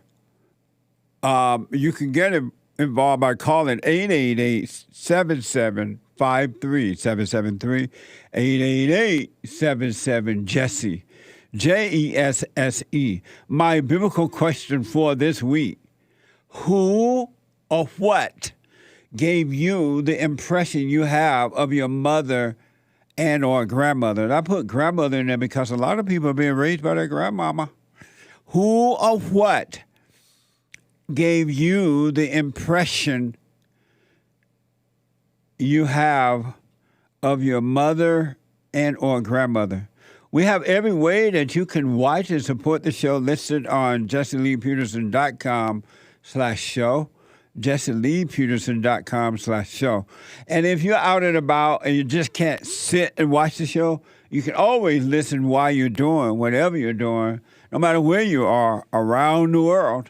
Or if you're a flat earther, up and down the earth, up and down the world, you can be listening on your iPhone. You can podcast later, but you can listen on your iPhone or iPad by calling the listen line at 641-793-1500, 641-793-1500. And don't forget to follow us, Jesse Lee Peterson, on Instagram, and JLP Talk on X. Like, follow, ring the bell, subscribe, and all that. All right? And to donate and have your comments read out loud, go to buymeacoffee.com, buy me a coffee, or rebuildingtheman.com, rebuildingtheman.com. It is Thursday. It's the last hour of the show on Thursday. It is Bible Thumper Thursday. Bible Thumper! I know I'm supposed to go to my seat now, but my mama's a 10-year cancer survivor, and she's standing right there. Wave your hand, mama. 34 treatments of radiation. You can't tell me what God wants. Somebody beside you don't understand your praise, but I want you to grab somebody around you that don't mind dancing, and I want you to hit the floor right now. My mom is my shepherd. I shall not want. Is. She restores my soul. I will not be scared because my mom is always near me. You will emerge from that as an atheist. Don't y'all let mama dance by herself. I became so appreciative of my mother. Amazing. My mama don't lie to you. She lies to everyone. Mama, can you hear me? Who or what gave you the impression you have of your mama or your grandmama? Let me go quickly back to John. And there are 2 lines open. You want to jump in there. 888-7753-773. John is a first-time caller out of Ohio. I had to put him on hold there. And John he had brain surgery, I believe he said, and his folks were treating him badly, and he wanted to know what to do about that situation. Am I right, John? Yes, it's a lot of family saying Josh is this, John is that, and it's getting to the point where I'm having to stand up for myself to these people, and I can only be so nice about I mean, literally, my mom and stepdad are constantly harassing me, which is picking on somebody. So if your own parents are picking on you and the rest of your family members find a reason to look down on you, how and what am I supposed to do about that? What am I supposed to do? The best part of me was always you. John, how do you feel about what they're doing to you? I've always been the peacekeeper of the family, and I've beyond lost my patience with this. And I gave Mom fair warning that these people are literally picking on me, and I'm done with the constant harassment. But I'm not as nice as I used to be, so I'm not allowed to say anything. And why aren't you allowed to say something? How do they stop you from saying anything? No, the main one is I'm not as nice as I used to be after these big surgeries. So I can't say anything that's not 100% positive and what that person wants to hear. Otherwise, I'm not as nice as I used to be. Oh, so they get angry when you say things and they say you're not as nice as you used to be? Yeah, if they don't like what they're hearing, I see. Then I'm not as nice as I used to be, basically. And how do you feel about the way they're treating you? I've always tried to be happy with my family being the peacekeeper, but I'm just beyond frustrated with the way these people are treating me. It's terrible. And so how do you feel now about the way they treat you? I have very much lost my patience with that. I gave clear warning that I'm done playing nice, and not as nice as I used to be is going to stand up for himself. And they're not going to like it, but at the same time, it's still the same fallout that I'm going to have to put up with when I stand up for myself. And why were you nice peacekeeper before? I had a brother that was the more rowdy one, and a younger sister that was the let's get her to turn out well one. And already having a lot of medical problems before that, I was the only one who could keep the house calm, quiet, and chill. Were you a mama's boy? Yes and no. I mean, my dad rewrote him off 30-plus years ago. And I guess you could say I was primarily raised by women, and my mom is very controlling. So were you a mama's boy? I wouldn't say 100%, but, when it's your primary or only parent, you got to love and look up to them. So that's why you try to be nice and peacekeeper, because you're a mama's boy. Yeah, I do lean to her more than I definitely don't my father. So why don't you lean to your father? He was a very abusive, you name the not friendly things, and in our early teens, we had to get rid of him. He was abusive to you? Sorry? Was he abusive to you? Yes, mostly me and my brother. He didn't really go after my little sister much, but he actually broke my brother's tailbone, kicking him in the butt. And how was he abusive to you? The same violence or yelling at you, calling you names to put you down kind of stuff. And were you treating him the way that your mother was treating him? Being a small child, I'm not too aware, but I always tried to just be a regular nice guy because it usually gets you further. And so did you see your father the way your mother saw him? I don't think so, because I also didn't know a lot about it when I was young, other than he was abusive. Oh, I see.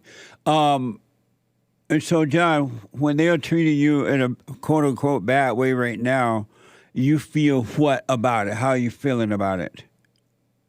I've gotten from beyond very upset to very frustrated with just trying to deal with this, because I'm not allowed to say anything unless it's what they want to hear. And so, like, when you try to say something, they tell you to be quiet? No, they just add that to the not as nice as I used to be routine, because they don't like what they heard. So they say after surgery, I had they put me on medications for that, of course.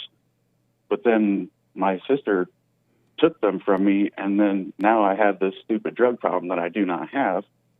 And when I took it upon myself to do a 30-day dry out just to make sure that I could shut them all up, and they couldn't argue that, my sister was still mad that she wasn't winning on that, because she's controlling as well.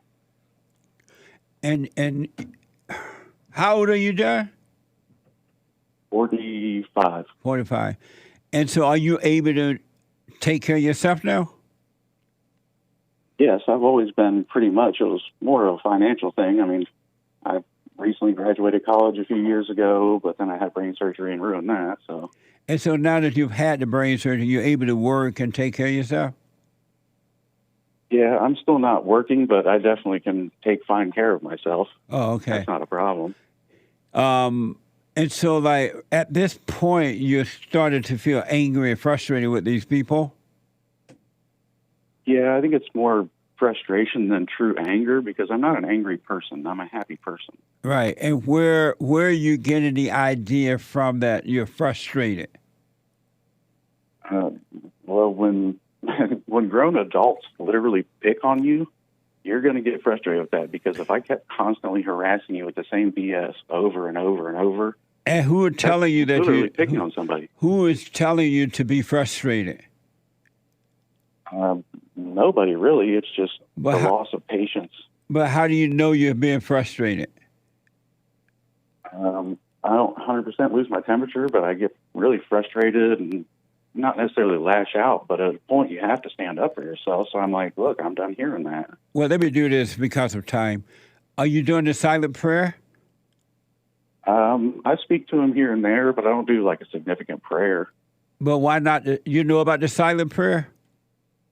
I've never really looked into it, but I've heard you talk about it plenty of times. Yeah, I want to recommend you start doing it because what's happening to you with these people treating you like you say that they're treating you and you're getting frustrated about it, what you don't realize, John, that the thoughts that are bringing on the feelings of frustration is not you.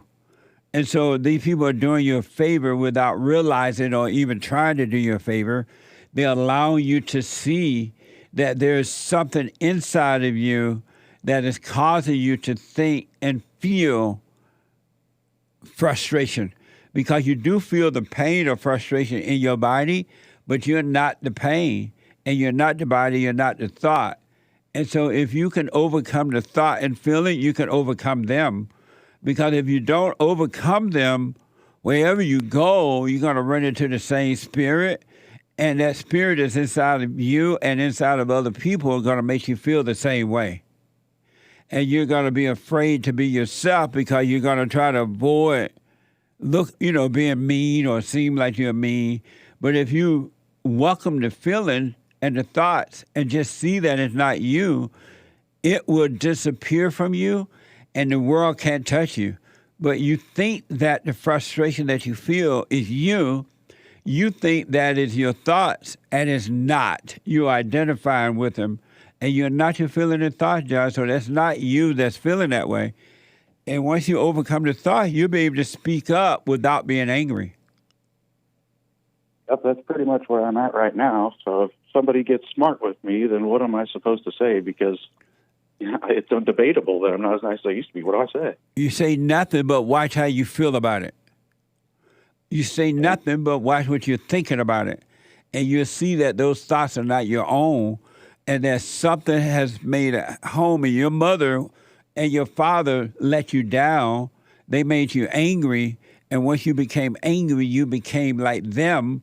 And you identify with the same spirit that's in them. It's in you. And you think that is you, and it's not. Have you forgiven your mother for the stupid stuff she did to you while you were growing up? Yes, when we were growing up, I got over it. There's just this recent frustration with this whole deal. Depending on who it is as to what I am. Did you apologize to your mother for resenting her, realizing that she can't help herself? Maybe. I can't say positively, but I'd say more than likely. At some point, once I had a young son myself, it was, you realize how appreciative of your parents, No, your parents were wrong. They have recreated you in their image, and you are your mother right now. You don't realize it. The way you think and feel is exactly what women think and feel. And that's why God said that you must be born again of your father. Have you forgiven your father, your earthly father?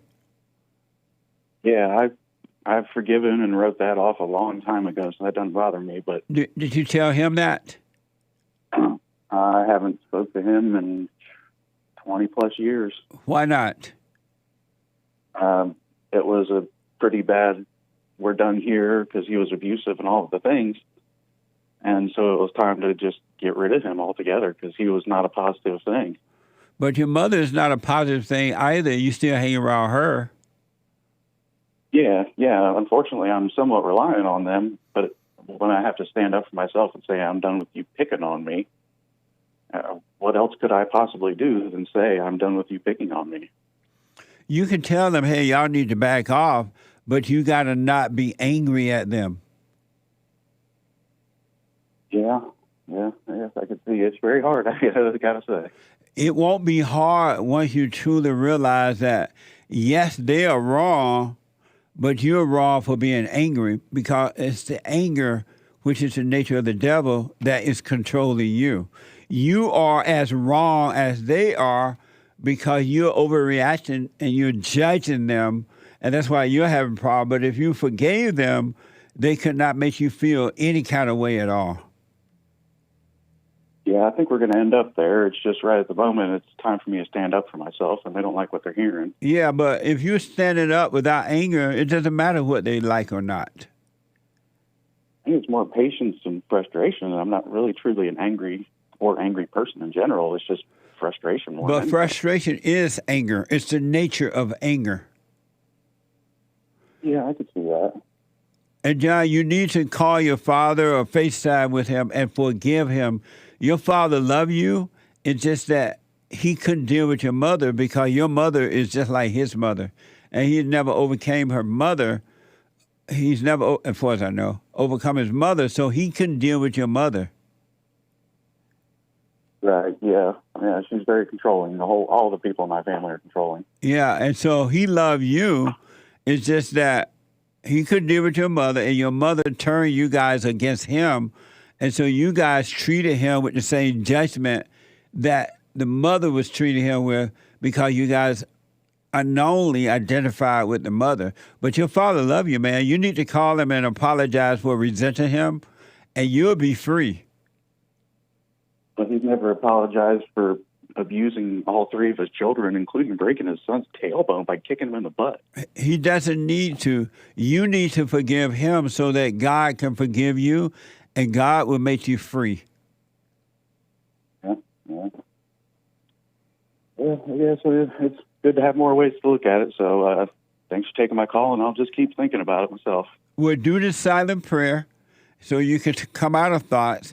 Forgive your father and your mother, and you'll be free, John, and then you'll be able to speak up for yourself in the right way. Yeah, I'll think about that, too. You're probably on it. No, I'll think about that. You're right. Yeah, let me know how it goes, all right? All right, thanks. Take care. All right, buddy. 888-7753-773. Jasmine is a first-time caller out of Ohio. No, Idaho. Not Navajo. But Idaho. Jasmine, welcome to the show. You're on the air. Hi, Jesse. Thank you. You're welcome. Thanks for calling. Of course. Thank you for your show. I listen to you every single morning, so I really appreciate what you guys are doing, and thank you for that. Right but I'm calling because I feel like I'm facing a dilemma right now. I live with my long-term boyfriend / fiance. We're not engaged.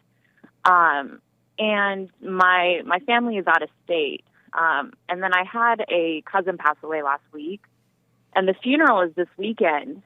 And it's been very difficult communicating with my fiance on like what the plan is to attend the funeral. He wants to be there for me and support me through this and, be my protector and all of that. But he does not want to go when I want to go. There's a viewing tomorrow, for example, and then the funeral is on Monday. And I would like to be there with my family through the weekend while I have the opportunity to do so. I haven't seen them in a couple of years, and they were there for me when I experienced the loss of my father. So it's important to me, but he doesn't want to, or is saying he's not able to go until Sunday night. attend the funeral Monday morning and come back home right after the funeral happens. And that just doesn't sit well with me. Excuse me. And I'm willing to go alone, so that I can be there to support my family. That's kind of where my heart is. And I always think about you, and you say, if you don't know what to do nothing until you see clearly. And I feel like I see very clearly this is what I need to do. But he's upset with me for wanting to go by myself. So I feel like I'm caught in this place where I'm trying to appease him, but also trying to do what I feel in my heart I need to do for closure for myself and to support my family. So my question for you is, because we're not married, how or what does it look like for you to obey someone who is not your husband? Because he's not my husband yet.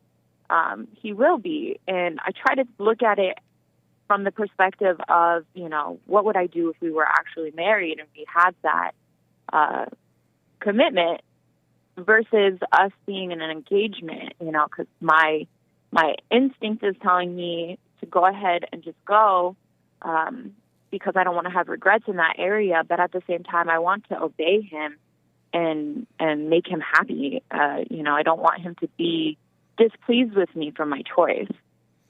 And why so he can't go earlier than Sunday night? Why doesn't he want you to go ahead? If you can go, why doesn't he want you to go? I don't know. He just says, basically, it's hard for us to have the conversation about it, so we kind of drop it when it comes up because it's immediately confrontational. But why? It's a funeral.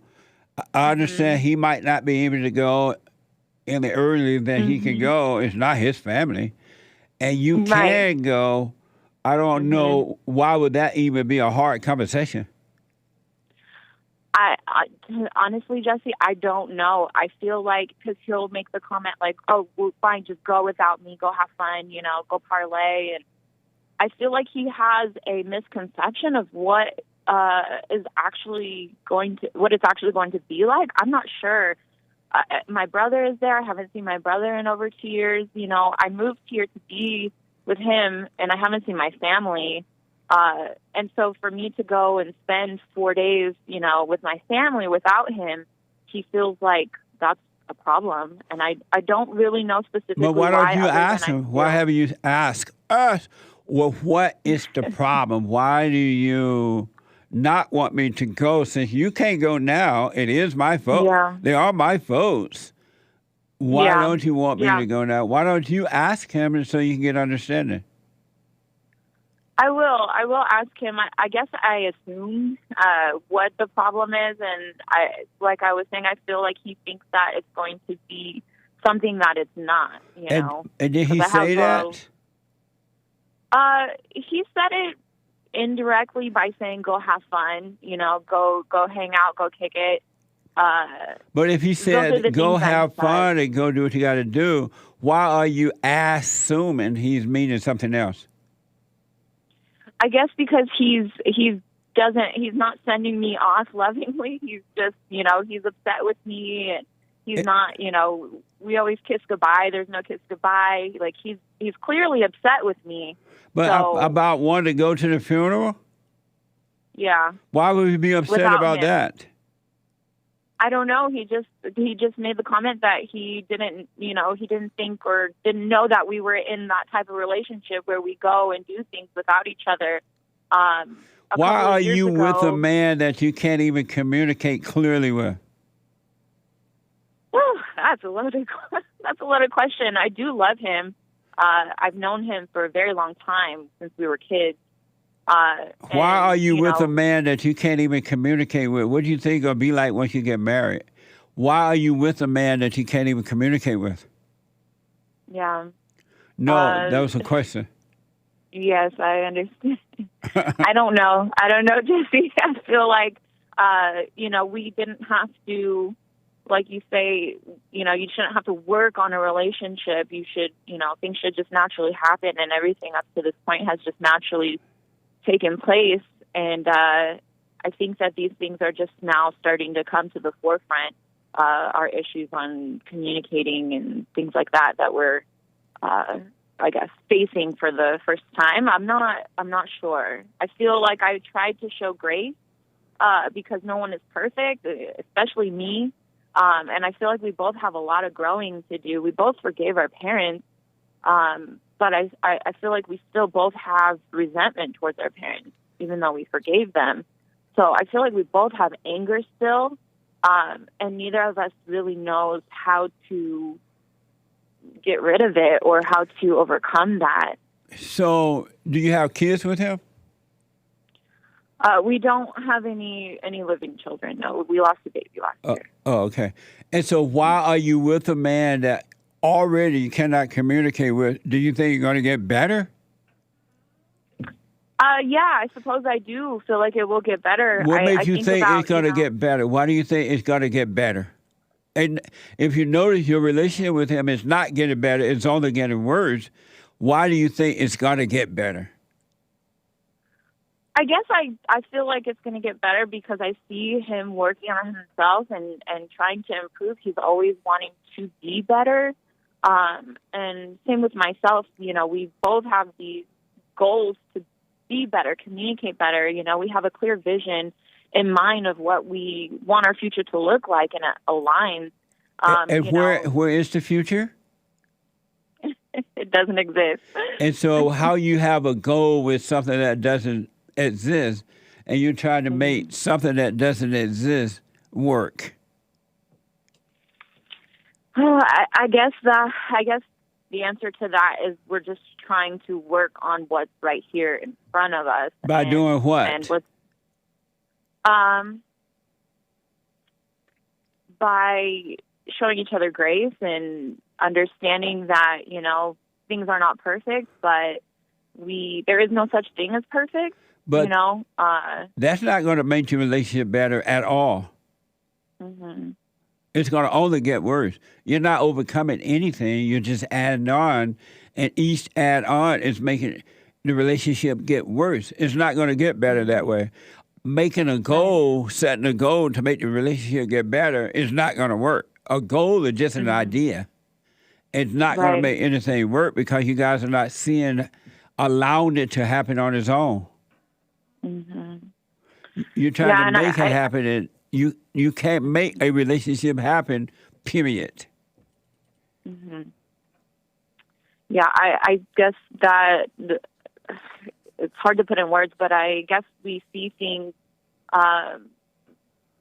alike in a lot of ways. Like he put me onto you, and you know, listening to you, and we both believe, you know, in the order, and we both believe in raising our children with, you know, the woman being at home, and are you doing we believe in our roles. Are you doing the silent prayer? I'm not doing the silent prayer. Is he doing it? Not anymore. We used to do it, and we fell off. So how is it going? Just because you believe in the roles and you believe in this, you believe in that, that's not going to make anything better either. Belief is just an idea. Mm-hmm. Ideas is destructive. Ideas does not make life happen.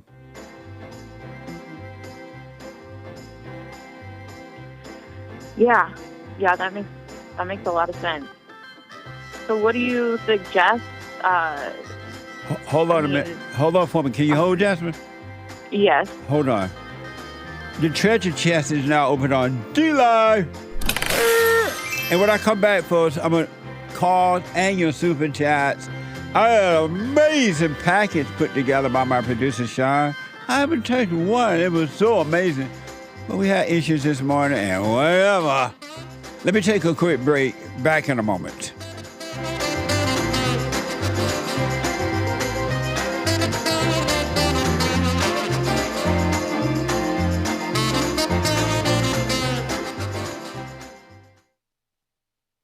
Check out my book, For Raised to Responsibility. I show you how I was able to overcome anger. The spirit of anger was taken away from me. I had it. And as a result of having anger, I was insecure. I had doubt, worry, fear. I was in a fallen state and didn't know it. And it wasn't until I went and forgave my mother who tried to turn me away from my father. I forgave my father for not being there and returned back to him. My spirit connected with his spirit, and through him, I was able to return to God. And I have perfect peace. Perfect love casts out anger. And when anger is gone, fear and doubt, worry, insecurity, suicidal thoughts, all of that is gone. And you are free. Amazon.com, Barnes & Noble, or if you want an autographed copy, you can go to my website at rebuildingtheman.com or call 800-411-BOND.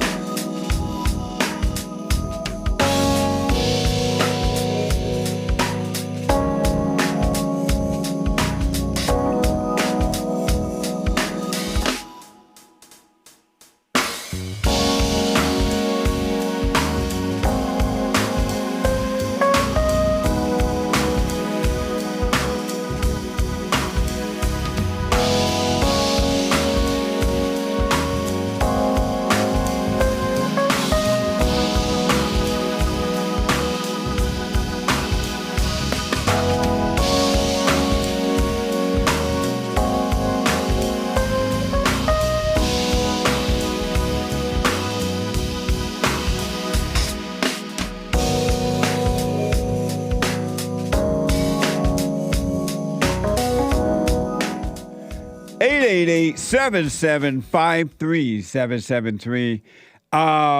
The Hake Report is coming up at the top of this hour. The Hake Report.com from 9 to 11, daylight saving time. I think that's what Hake told me, right, Hassan? I think Pacific Standard Time.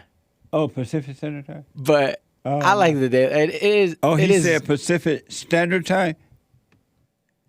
Which one did you say, Hake? He said, yes, Hassan said it. Pacific Standard Time. What a mess. From 9 to 11 a.m. Pacific Standard Time right now. And then at 12 noon, the American Anchor Baby. The American Anchor Baby at 12 noon. Hake is saying, daylight saving time is from March until November. Man. What the?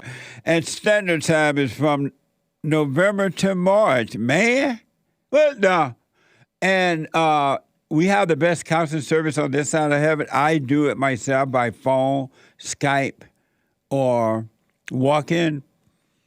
Family individual counseling. If you want it, need it, you can go to rebuildingtheman.com, rebuildingtheman.com.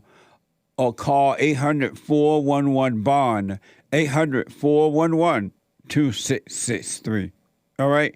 Let me do this. Let me finish up with Judgement, and then we're going to get some more calls and your super chats, all right? Judgement, let me ask, how do you and your fiance, how do you all expect to get better if you continue to try to make things happen on your own by not doing the silent prayer so you can be aware and God will guide you? That's a good question. I don't think that we're actively trying to make anything happen or work. I suppose, for lack of a better term, there's a lack of communication because of that, because we don't want to try to force anything. We kind of just let things happen naturally. But that's not happening. You guys can't even discuss a simple thing like, okay, honey, I can't go now since it is your family and you want to see them. You go ahead and I'll be there Sunday night. You guys are arguing over something that's so simple, it's not even funny. Yeah. So how do you expect not to argue with the devil if you don't let the light guide you? I don't expect that. There's really no other way. Why not do the silent? I recommend to all that because we as human beings, including me, cannot make anything happen in life. There's nothing of ourselves we can do. We know nothing. So I point you to the source that knows all and make all things happen, but you won't take that route. Why not? We did the silent prayer for quite a while. And But just tell me about you. Why don't you do it? Right. I can only speak for myself. And the reason why I don't do it, it's multifaceted, of course, but I would say laziness for sure. But also I feel like when I was doing it, I didn't feel like anything changed for me. I didn't feel like, you know, a lot of people do feel when they do it, where it was bringing me to the light or bringing that light into me. And I think that I just let it go little by little until I just wasn't doing it anymore because I just... What type of feeling were you looking for? I guess what I was looking for was not a feeling, but more so like a veil to be lifted, to be able to see clearly, to be able to have peace. And I didn't feel like I got that. And so since it didn't happen in your time, you just said, to hell with this? I guess so, not consciously, but yes, subconsciously I just got lazy about it because I didn't feel the benefits of it, or see the benefits rather. And I'd let it go. And are you a millennial? No, I'm 35. Oh, okay. And so you love I guess I am a little. I don't know. Is 35 a millennial, James? Yes, you're a millennial. Yes, okay. And so you love your hell that you're in. You love the thrill of what's happening with you and your husband, your fiance, right? I don't want to say that I love it, no, but I am addicted to it, sure. Well, then you love it. To be addicted to the pain or to be addicted to things that are not good for you. You love the thrill of your fiance telling you, oh, no, don't go. You can't go. You love the thrill. Oh, what's wrong with you? No, it's causing me stress on top of the grief, you know. But you love the stress, too. You love the stress. It's another thrill. It's another identity. Yeah, I believe that.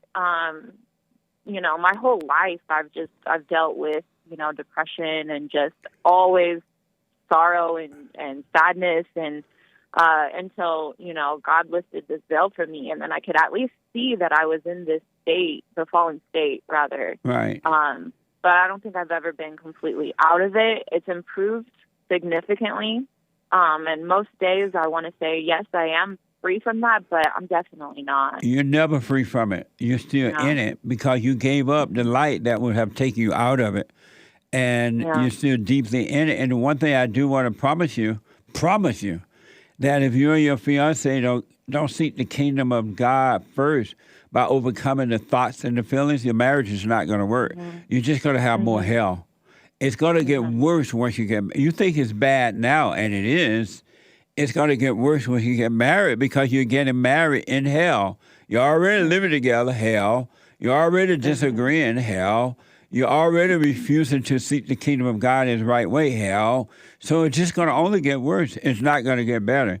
Because a simple decision about going to a funeral, and he can't go right now, and you can, and it's your fault. That's not even, oh, okay, honey, I see you over there.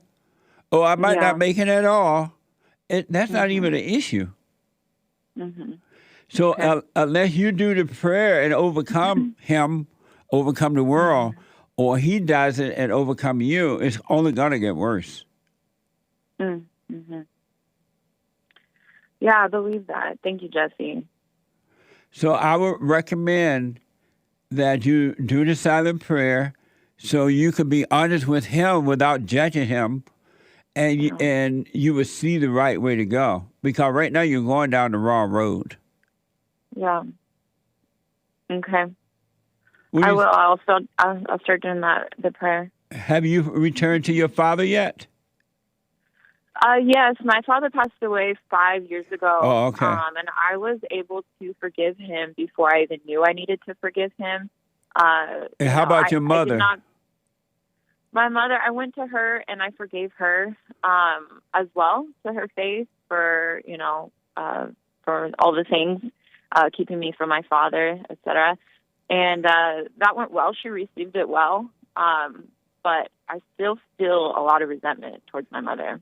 Only because you will not do the prayer, and God can take you away from the imagination.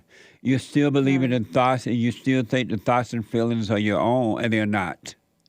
They're not you at all, but you gave up on the, you know what, God, you ain't working fast enough. I'm not feeling what I thought I was going to feel. Bye. You gave up on God. Yeah. Because you're still looking for a quick fix, and it doesn't happen that way because you're too identified with the false self.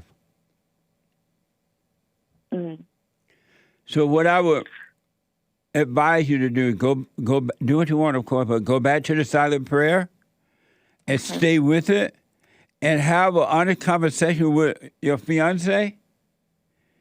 And if you guys argue about it, you need to move out and work on yourself. Okay. Because you're going down the wrong road, both of you. Yeah. It's easy to do, especially at our age where, we want to settle down and have children and be married and, fulfill, God's plans as we see it to be, But you don't know God's plan. You don't know God's plan at all. Right. And God's plan is not for you to get married and settle down and have children. And there's nothing wrong with a woman wanting to be married, but you're putting that before what's right, and you're out of order, and because you think, oh, this is God's plan. He wanted us to get married. He wanted us to have children, but you have put that before seeking God. And because Very true. So now you're fulfilling an ego fulfillment, lying to yourself, thinking that you're doing God's will, and you're not. Yeah. I agree. I have no pushback on that. Do the silent prayer, Jasmine, and watch yourself, watch the not self and see what happens.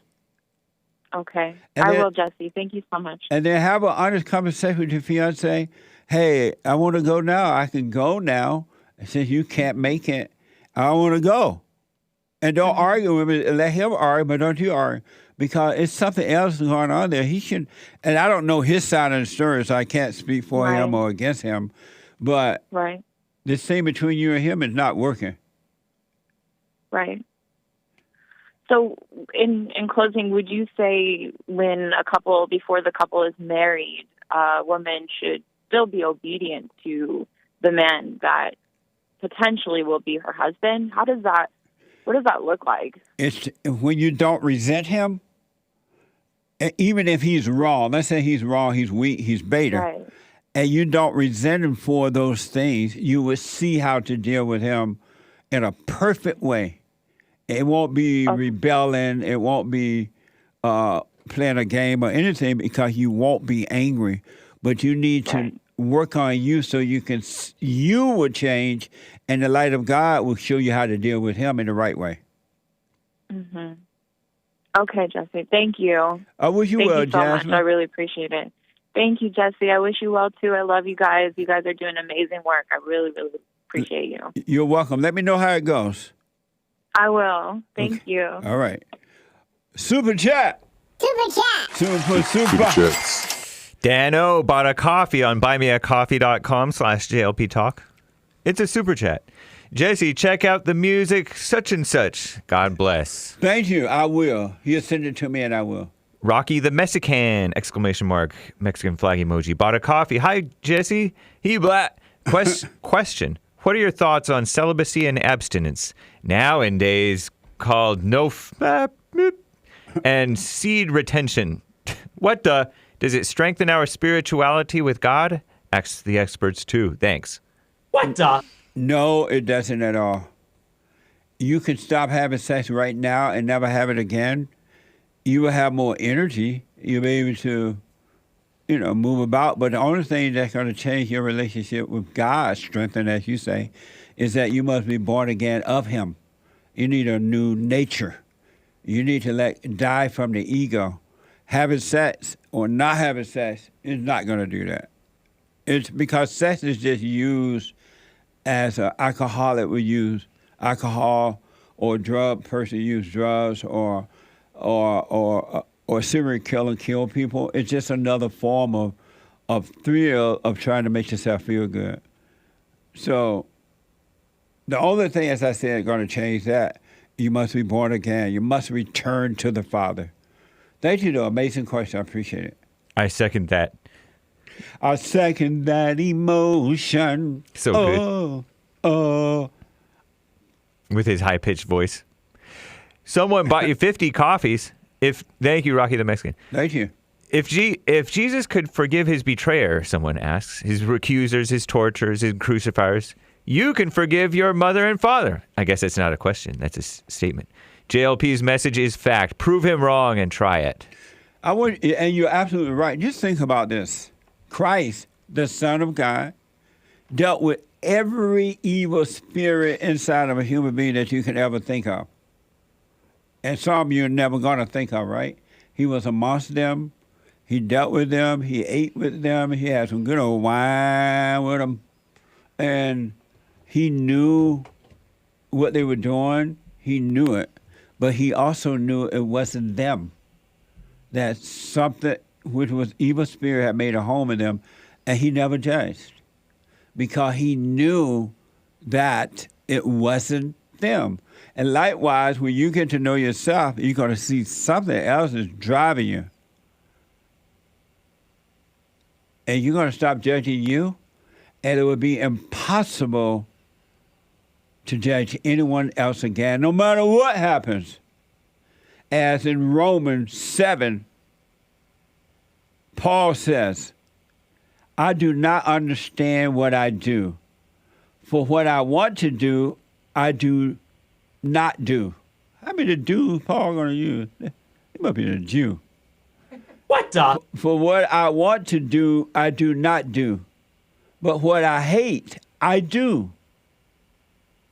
Isn't that deep? Paul says, I do not understand what I do. For what I want to do, I do not do.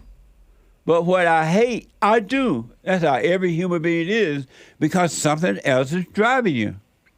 As it is no longer I myself who do it. It's no longer I myself who do it, but it is sin living in me, the nature of the devil. I'm adding that in there because that's what it is, the nature of the devil, right? For I know that good itself does not dwell in me. There's not one human being on the earth that has any good in them. Not one. It does not dwell in you. For I have the desire to do what is good. And you hear that all the time. Oh, I want to do good. I'm good. And you're not. But I cannot carry it out. For I do not do the good I want to do, but the evil I do not want to do. That's every human being. And that's why you must forgive, salvations of the heart, and return to the Father. And then the Father good will dwell in you. Take away that old nature, which is of the devil. All of your vices are of the devil. That's his nature. And he will replace it with good, and good will work through you. Thank you. Nice. Very generous donation from someone with those 50 coffees. Thank you. Thank you. Matthew on YouTube bought 5. I'm not a Bible thumper, but I was, so I understand. Jesus said, I took my place in the midst of the world, and I appeared to them in flesh. I found all of them intoxicated. I found none of them thirsty, and my soul became afflicted for the sons of men, because they are blind in their hearts and do not have sight. For empty they came into the world, and empty too they seek to leave the world. But for the moment they are intoxicated. When they shake off their wine, then they will repent. That's for the caller who drunk dialed Jesse. Matthew on YouTube. Thank you. Amazing. Thank you. Amazing. Someone bought you a coffee. I've been watching YouTube videos that were talking about the mass shootings, and almost all the people committing the crimes were taking antidepressant medication, and they even did studies on the drugs that were supposed to fix a chemical imbalance in the brain. And it was all a lie. They don't. I call these Satan enhancer drugs. which increases the thoughts and voices, makes it worse. The human brain is far too complicated for us to even come close to understanding. I take antidepressant medication. I can say without a doubt they do not help at all. And I've been doing the silent prayer, and it has helped me more than these drugs could ever do. Mental illness is a lie, and it doesn't exist, just like racism, says this person. If it was made up just so Big Pharma can rake in billions of dollars, I will be getting off these drugs ASAP, as soon as possible. I promise you, if you stay with the silent prayer and work on yourself, life will be amazing, he says. Absolutely. Just think about this. Human beings have been told by other human beings that medication can solve spiritual issues. If you don't think they're doing that because they're blind and can't see and for the money, then you got another thought coming. You can't deal with spiritual issues with physical things, bro. Craziness is in the head, but it's the nature of the devil, the voice of evil. And those emotions that come with it are the emotion of the devil and the emotion of evil. Medication is not going to handle that. Our battle is a spiritual battle. It's not physical. And these people don't know. These people with these degrees, give me this, they are blind. They're dumb. And they just have an expensive piece of paper that make them feel good, which is ego, and you fall for it.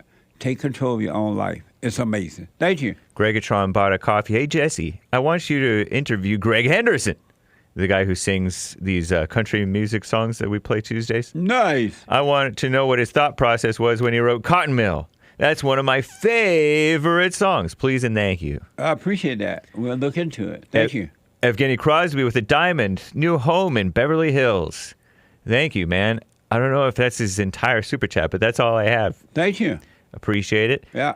Alpha Trucker 67, 5 coffees. To Hassan, seed retention gives men the strength to combat the crazy mama spirit with real love and logic. Might even cure DDD, dog dressing disease. You joking? Yeah, probably. Oh, okay. Maybe. OG Red bought 3 coffees. Thank you. JLP, you need an audio engineer? I'm the best in the world. Tell Joel and Hassan to go cut themselves a switch outside. Send me your resume. Producer at JesseLeePeterson.com. And pick your switches. So Who let the dogs out? Thank you. Someone bought a coffee. Hassan, you should try to get so-and-so on the Fallen State. Thoughts? That would be epic. Amazing. Thank you. Zuzu CC on 3 coffees. Hi, Jesse. You black. Coon Awards. Uncle Tom. I like Hassan Yeezy's dog. He's so quiet. He's got a unique face. Love you, Jesse Pookie, forever. Red heart emoji, blue heart emoji. Thank you. Amazing. Prep Ham Paul said about one of these callers over on Rumble, this boy getting played by his emotions and a Guatemalan trying to create an anchor baby. That baby would be another's. He needs to walk away. If she is pregnant, says Urinal Chills over on Rumble, supporter, may not even be yours. So anyway. It was just my emotion. Evil is real. Running away with me. Coffee from Evil is real. Thank you, by the way. Jesse, when a mother has a baby in America, the baby is a citizen, the mother is not. The baby can petition to sponsor the mother to become a citizen. However, the child must have reached the age of 18 and have provable income to support the mother. Just letting you know you are as qualified to talk about the U.S. law as much as a cat number 2 is. He said, unless they change the law, I don't think that's true, because I know when we used to protest, one of the issues we had is that these women can jump across the border when they were pregnant, and they would have the baby at our side, and they would be able to stay. I mean, Obama tried to pass DAPA, Deferred Action for Parents of Americans. Right. Parents of anchor babies. You may be right about that, but I do know that there were women at one time can come over here, have a baby, and they stay because the baby became the citizens, which may allow either them to stay and become one, or they would definitely become a citizen. 4 more super chats for tomorrow. That's what I thought the name was, to anchor the mother in. That's right. It's kind of like chain migration, or let them stay, but not they're not citizens. The mothers stay, but not a citizen. They're more likely to be allowed to stay, but they're not citizens. Okay, I appreciate that. Thank you. And there's about 4 more super chats, but these are I can't get to them all. Amazing. Thank you all. We're finished with James. Make sure we do those the first thing in the morning. Oh, okay. I'll tell your producer. Yeah. Make sure we do that. We are so out of time. I didn't get to any other passages today except one when I mentioned Romans, where Paul says, it's not me, it's something else working through me. We'll do it tomorrow. If the Lord is willing and the creek don't rise. If the creek don't rise. The Hake Report is coming up now. The HakeReport.com from 9 to 11. And then the American Anchor Baby. Frankie out of Washington State.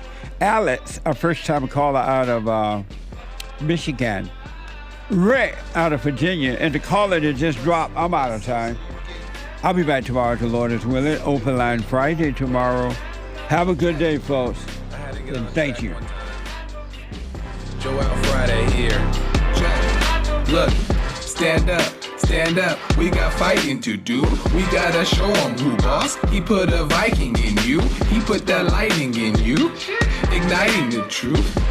But you beg and blame and lie and hate and never wanna stand for the truth. So what you planning to do? You understand to lose. You better go talk to your mama. Better stop at the drama. Better drop all the trauma. Boy, you better stand up, man up. Put your hand up and hut. Cause if we don't, then we lose. And then we gotta hear the fake news. Whoa.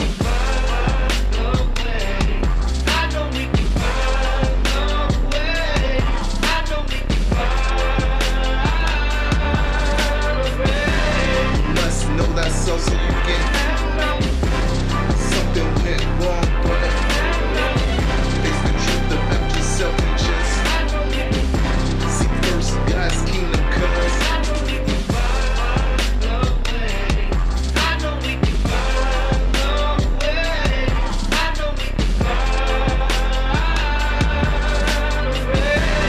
must know that so you get something went wrong, but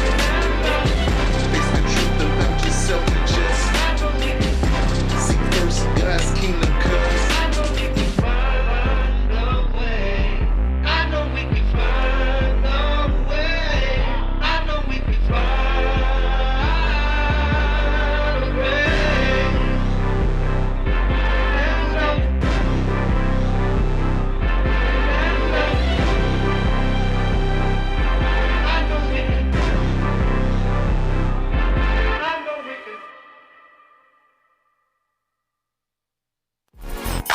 So, here's what I recommend. I invite you to download my silent prayer, and I want you to start doing it.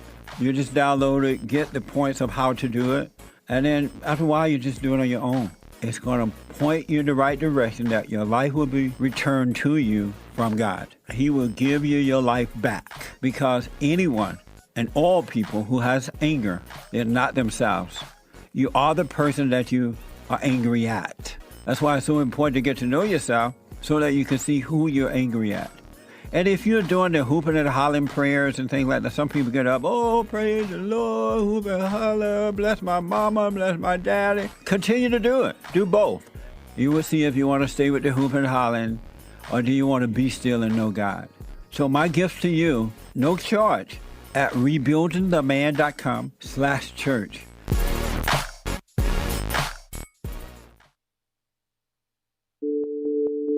Like my cousin, sent me you, and I thank him for that. It was more of a, he thinks the whole everything's a joke. That just adds a little spice to it. But in the heart of what you're saying, there is real things going on. And people want to overlook that. And I'm telling you, Mr. Peterson, I'm not one of those people. And I thank God that He showed you to me. And sometimes we just need some Jesse in our lives, I guess. I wish we had more brothers like you. We need more brothers like you. Because we don't have most guys that can, lead black people into the right direction. And I thank you for that, because a lot of people will be like, man, it's still going on. It's racism. Yeah. And I try to tell them, watch his show. Listen to this brother. He's telling the truth. Take no thought about tomorrow. Yesterday doesn't exist. And you're going to see, man, God is with us, and all is well.